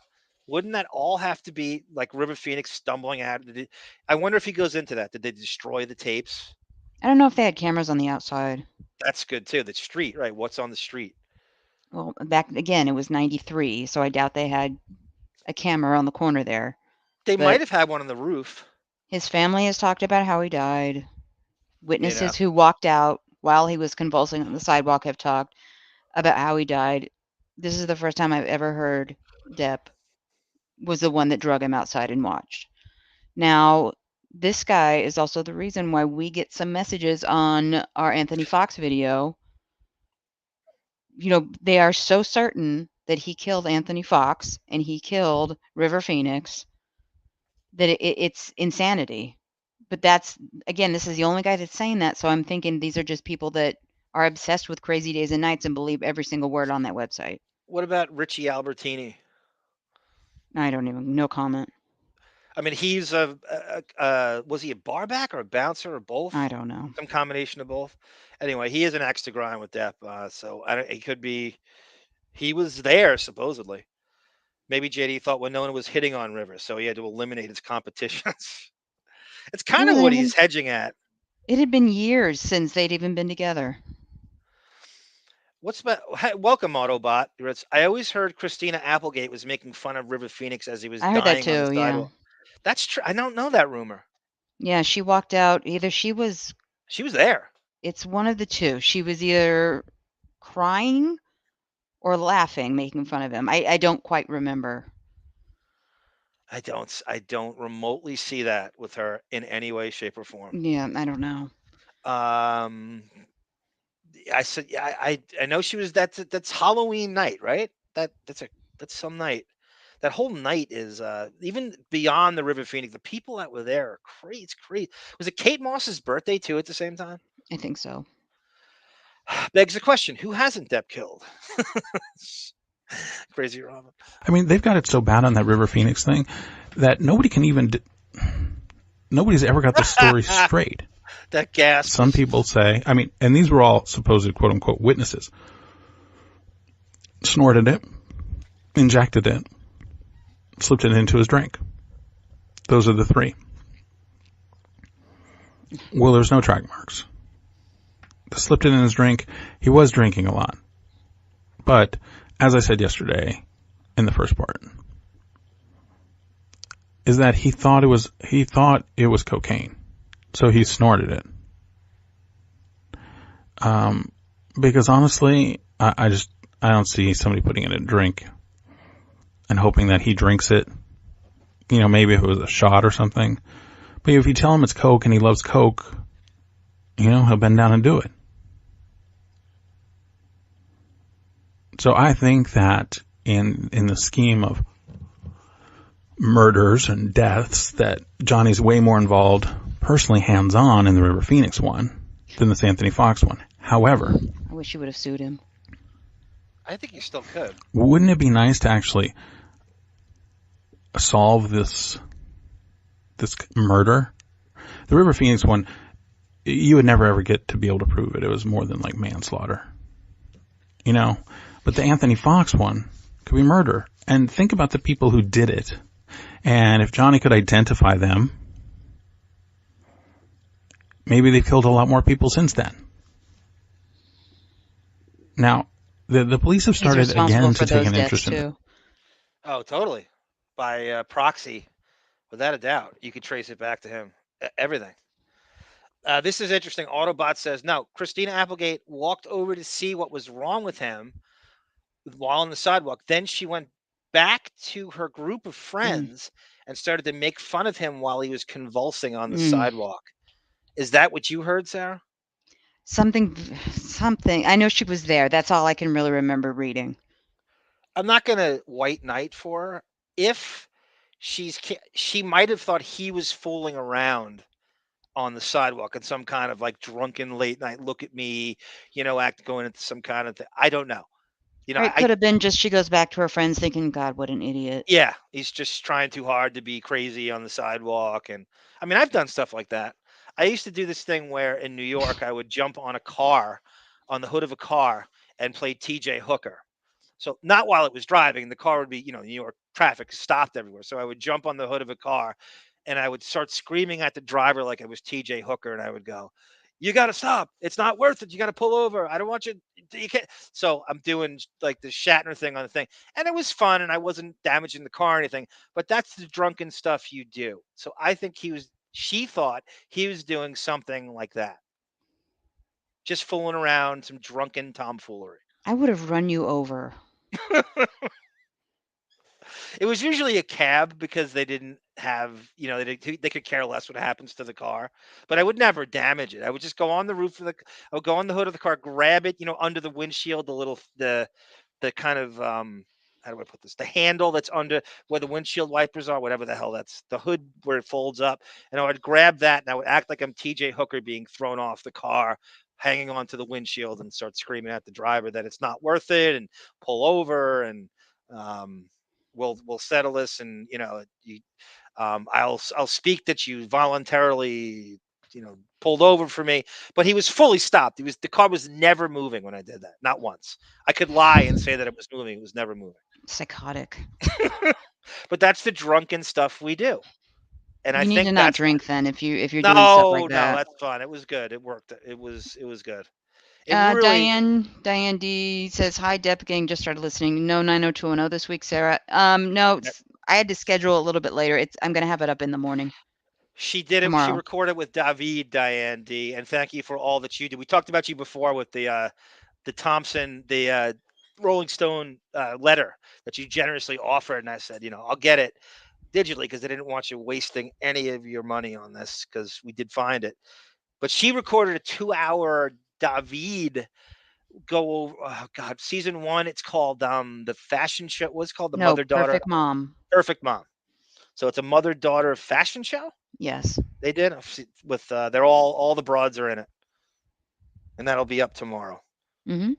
This case, because I mean they go through cold cases every now and again, and I think that they really want to. I think they really want to crack this one, and I don't know what Johnny told the police.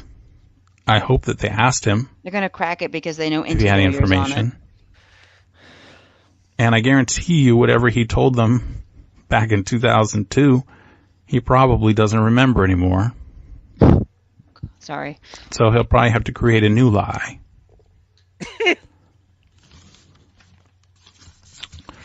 Yes. You would think Columbo Wars. That with all of this intrigue and mystery, that some studio or streaming. This is reported on Inside Edition or hard copy the day after he died. I vaguely remember. I wonder if we could find that. If the original, sure you know the date. Yeah, but you know what? That was when it was. Maybe it is out there.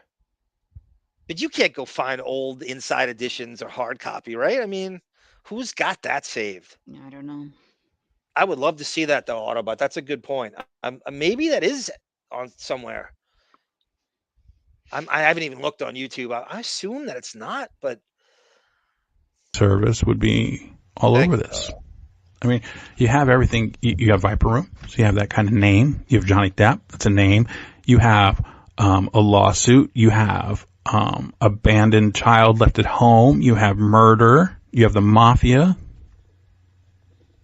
I mean, it sounds a whole lot better to me than Making a Murderer third season, which they're talking about. Oh my God. Wait a minute. Making of the Murderer, that was the consultant, Kathleen Zellner, who Depp brought in to consult during the trial. I thought she was going to be his lawyer. We both did. That's what they were reporting. And it never happened. It was a huge story for like 2 weeks too. So this Kathleen Zellner, I guess, is she like a producer on Making of the Murderer? She's the attorney for the guy. I don't follow that story. Supposedly she's on there a lot. Stephen something. Sondheim. Yes, Soundheim. As you say. As with most things, says G Canada, I'll clear this up. An addict is off for a while. Their tolerance changes. Even after a month, they go get high again with the same amount as before. It's he knows a lot about substances, almost as much as I do. As I've been, I've done it all and seen it all. And G Canada might have me on that. I didn't think they had enough for a second season. What, Sarah? Stephen Avery. Avery, okay. Yeah. Pitcher for the She's Braves. his attorney and apparently responsible for getting him to where I don't even know where he's at now, if he's still in jail or what. But yeah, she's the brains behind the campaign for him. Anyway, yeah, Cowlish, says the Kathleen Zellner was behind the scenes. It would appear so, we saw her on Court TV or Law and Crime. She was interviewed, and I couldn't tell what her involvement was based on this interview. I said we're all consultants, right? I wonder what impact she had on it. We never really. Again, someday we'll know more. I sure would like to see somebody really, really good dig into this thing. Just, it doesn't even have to be 10. Just give me 6 episodes. I mean, I'm almost practically going to talk about it for, 40 minutes. And I'm just scratching the surface. When you go out and you interview people and put them on camera and do the recreations and all this, I think you can find out pretty quick who did it, or at least put a spotlight on it. Make the police reopen and go. Sorry, my John Schmaltz over here. I've done a ton, not proud of it, but who does? Yeah, thank you for your candor. We love you, chat. Thank you so much for being candid. We've all done things we're not proud of, me included, like playing TJ Hooker on the top of cabs in New York City. Go through and interview all the people again. They must have known, who the other partners were. So go back and, talk to them. But anyway, so you would think that some studio, some streaming service would be all over this. But the thing is, Disney kills every last one of them.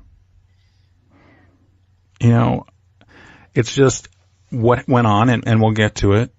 Disney has just taken the position that they're going to kill anything or attempt to kill or make it really painful for whatever studio or production company. And there's all this kind of cross-pollination kind of thing that goes on. And if a big, massive studio like Disney says, we'd really you rather didn't, then all you're really left with is a couple of guys doing something on YouTube. And there's nothing wrong with that. But they don't have the budget to go out and interview people. They don't have the budget to go look at the police reports and all that and reenact it. Just a couple of guys on YouTube, which is great to keep talking about it. But if you put the power of, a network ad budget or Netflix budget behind it, then you could potentially, do some good and everybody could kind of figure out who knew what. Now what I'm hoping. Speaking of Dennis Miller, this guy, Jeff Ballard on Depp's left, our right, I thought for the longest time years and years, I thought that was Emilio Estevez. Like, Yeah, I see right? that. Charlie Sheen, he's smaller than him. Why wouldn't he be in the same shot? Mm-hmm. I always thought that. For years, I thought that was Emilio Estevez, and I say that because of Dennis Miller. He had this joke about Young. He goes, "Saw the movie Young Guns the other day, huh? This is the movie where everybody in it's Martin Sheen's son, but nobody has the same last name, huh? There's a tight nuclear family over there." That's true, right, Sarah? There's 5 Sheen brothers, and nobody has the same last name in Young Guns. Wasn't Christian Slater in Young Guns 1? Mm-hmm. Yeah. Fucking, oh man, it's such a cast, and that's a good one to watch along with. I would. Apparently it's not that great. It's just like a vanity project for all the buddies to hang out together. Oh my, Lou Diamond Phillips over here. Do you think this guy's trying to audition for a real job, like Dateline or something after this? What do you think, Sarah? Well, he says he's a lawyer, and he makes pretty good money off of this website and podcast, so I think he's okay. I do think at the time, because sentiment was against Depp way more than it is now.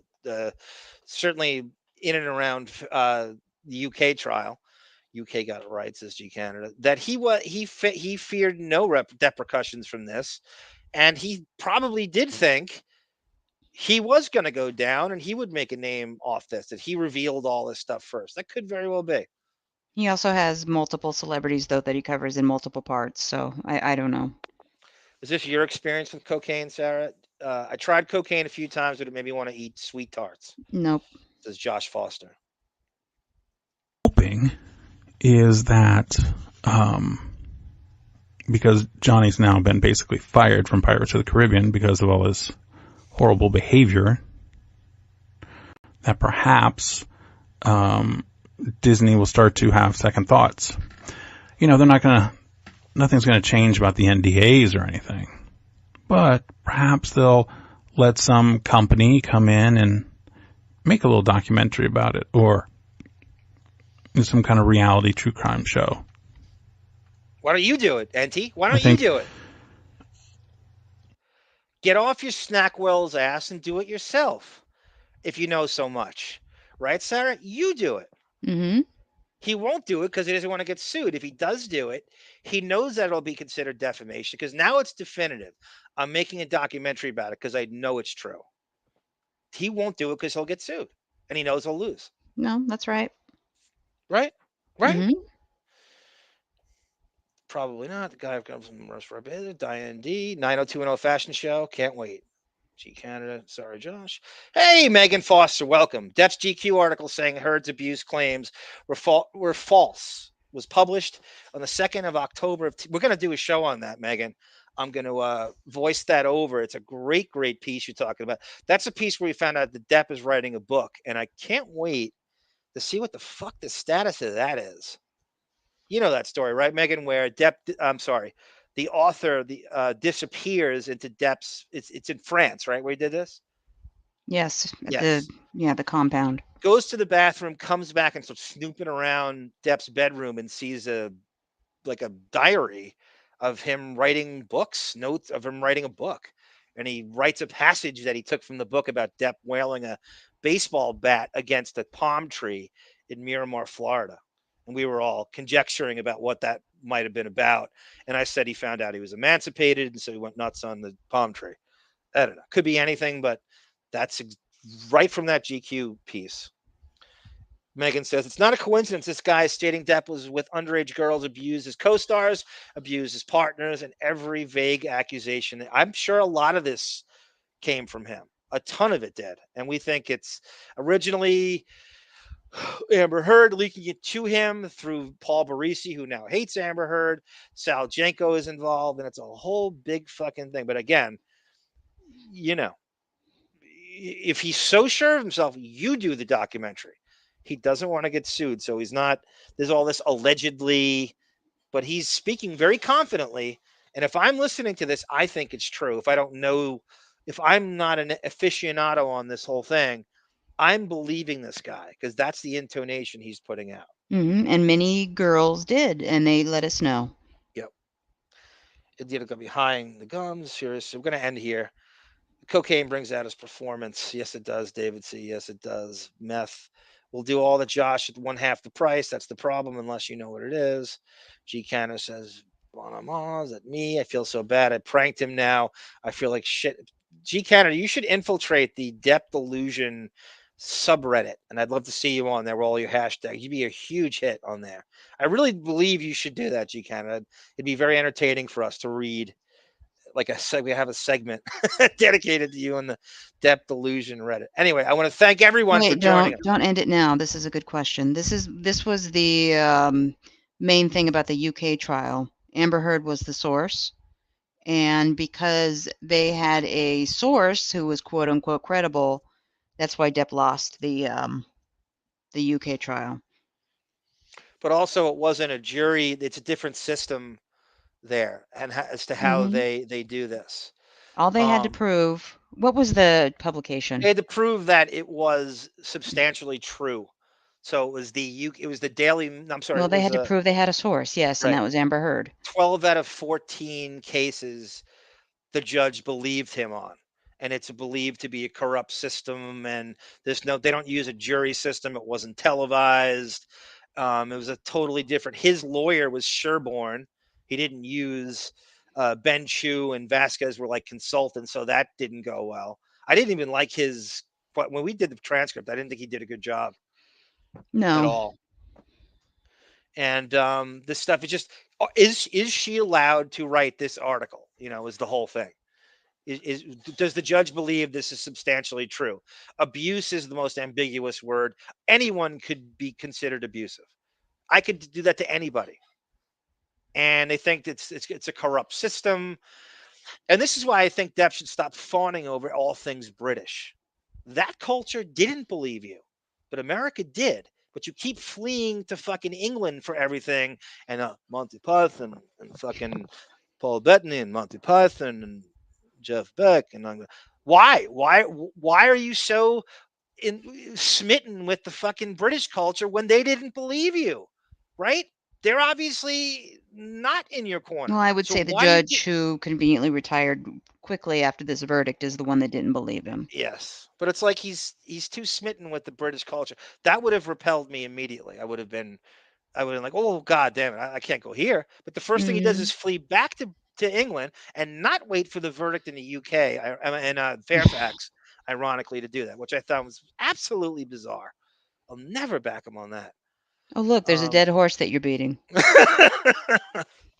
Have I ever gotten into the kid? Why weren't the kids at the UK trial when they had everything that haven't heard your opinion on that. How come they didn't have it back? Anyway, arm for what? When he hears cross pollination, you're caught that crazy, Robin. I did do that. I did go crazy over the cross pollination. I think it's childhood traumatic roots. I think so too, Crazy Robin. I want to thank everybody for joining. I want to thank you, Sara. I want everybody to tune in to Sara and David's 90210 watch along, which is dropped, as the kids are saying, tomorrow. I don't know what time. If it's Sara doing, it's probably I don't know. very It early. depends on how long it takes to export after I edit. Export this, honey. Mm-hmm. What else we have? 21 Jump Street tomorrow with A. Smith, Besieged. 2-part episode. Radio Gunk, I believe, next week. I'm going to pitch the Sex and the City watch along at some point. We'll leak that out along with it. That should be pretty good. I really do want to rewatch that again because it's been a long time. And I think most people know that. I think you'd love it, right? I know the show, yeah. Holly Pops, thank you for your cameo at the end. Megan Foster, we love having you sit in. Please come back as usual. She's on DEP time, right? Megan coming in at the last second. Sorry, Bon Jovial's not here. We'll be back next week, probably. Love you all. Too Crazy Robin. This is Arm for Sara saying, let me find the thing before I do. No time is a good time for goodbyes. How about a shave? Moo! Moo! Moo! I'm a loser! Eh?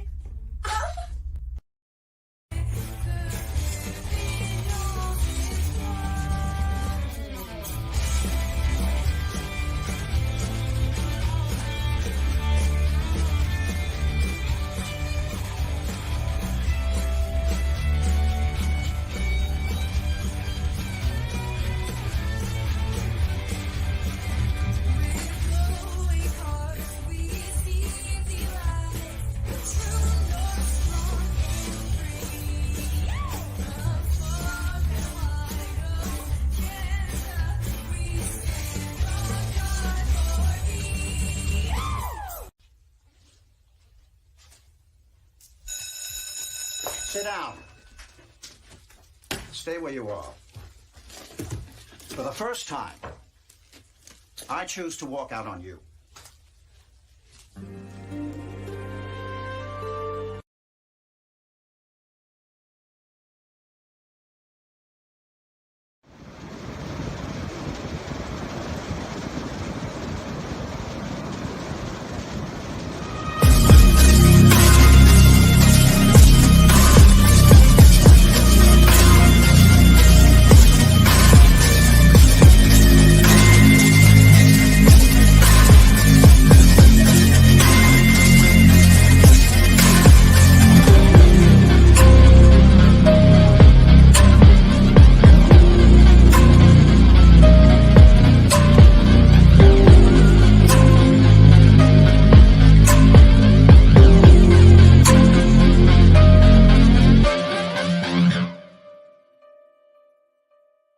Or 21 Jump.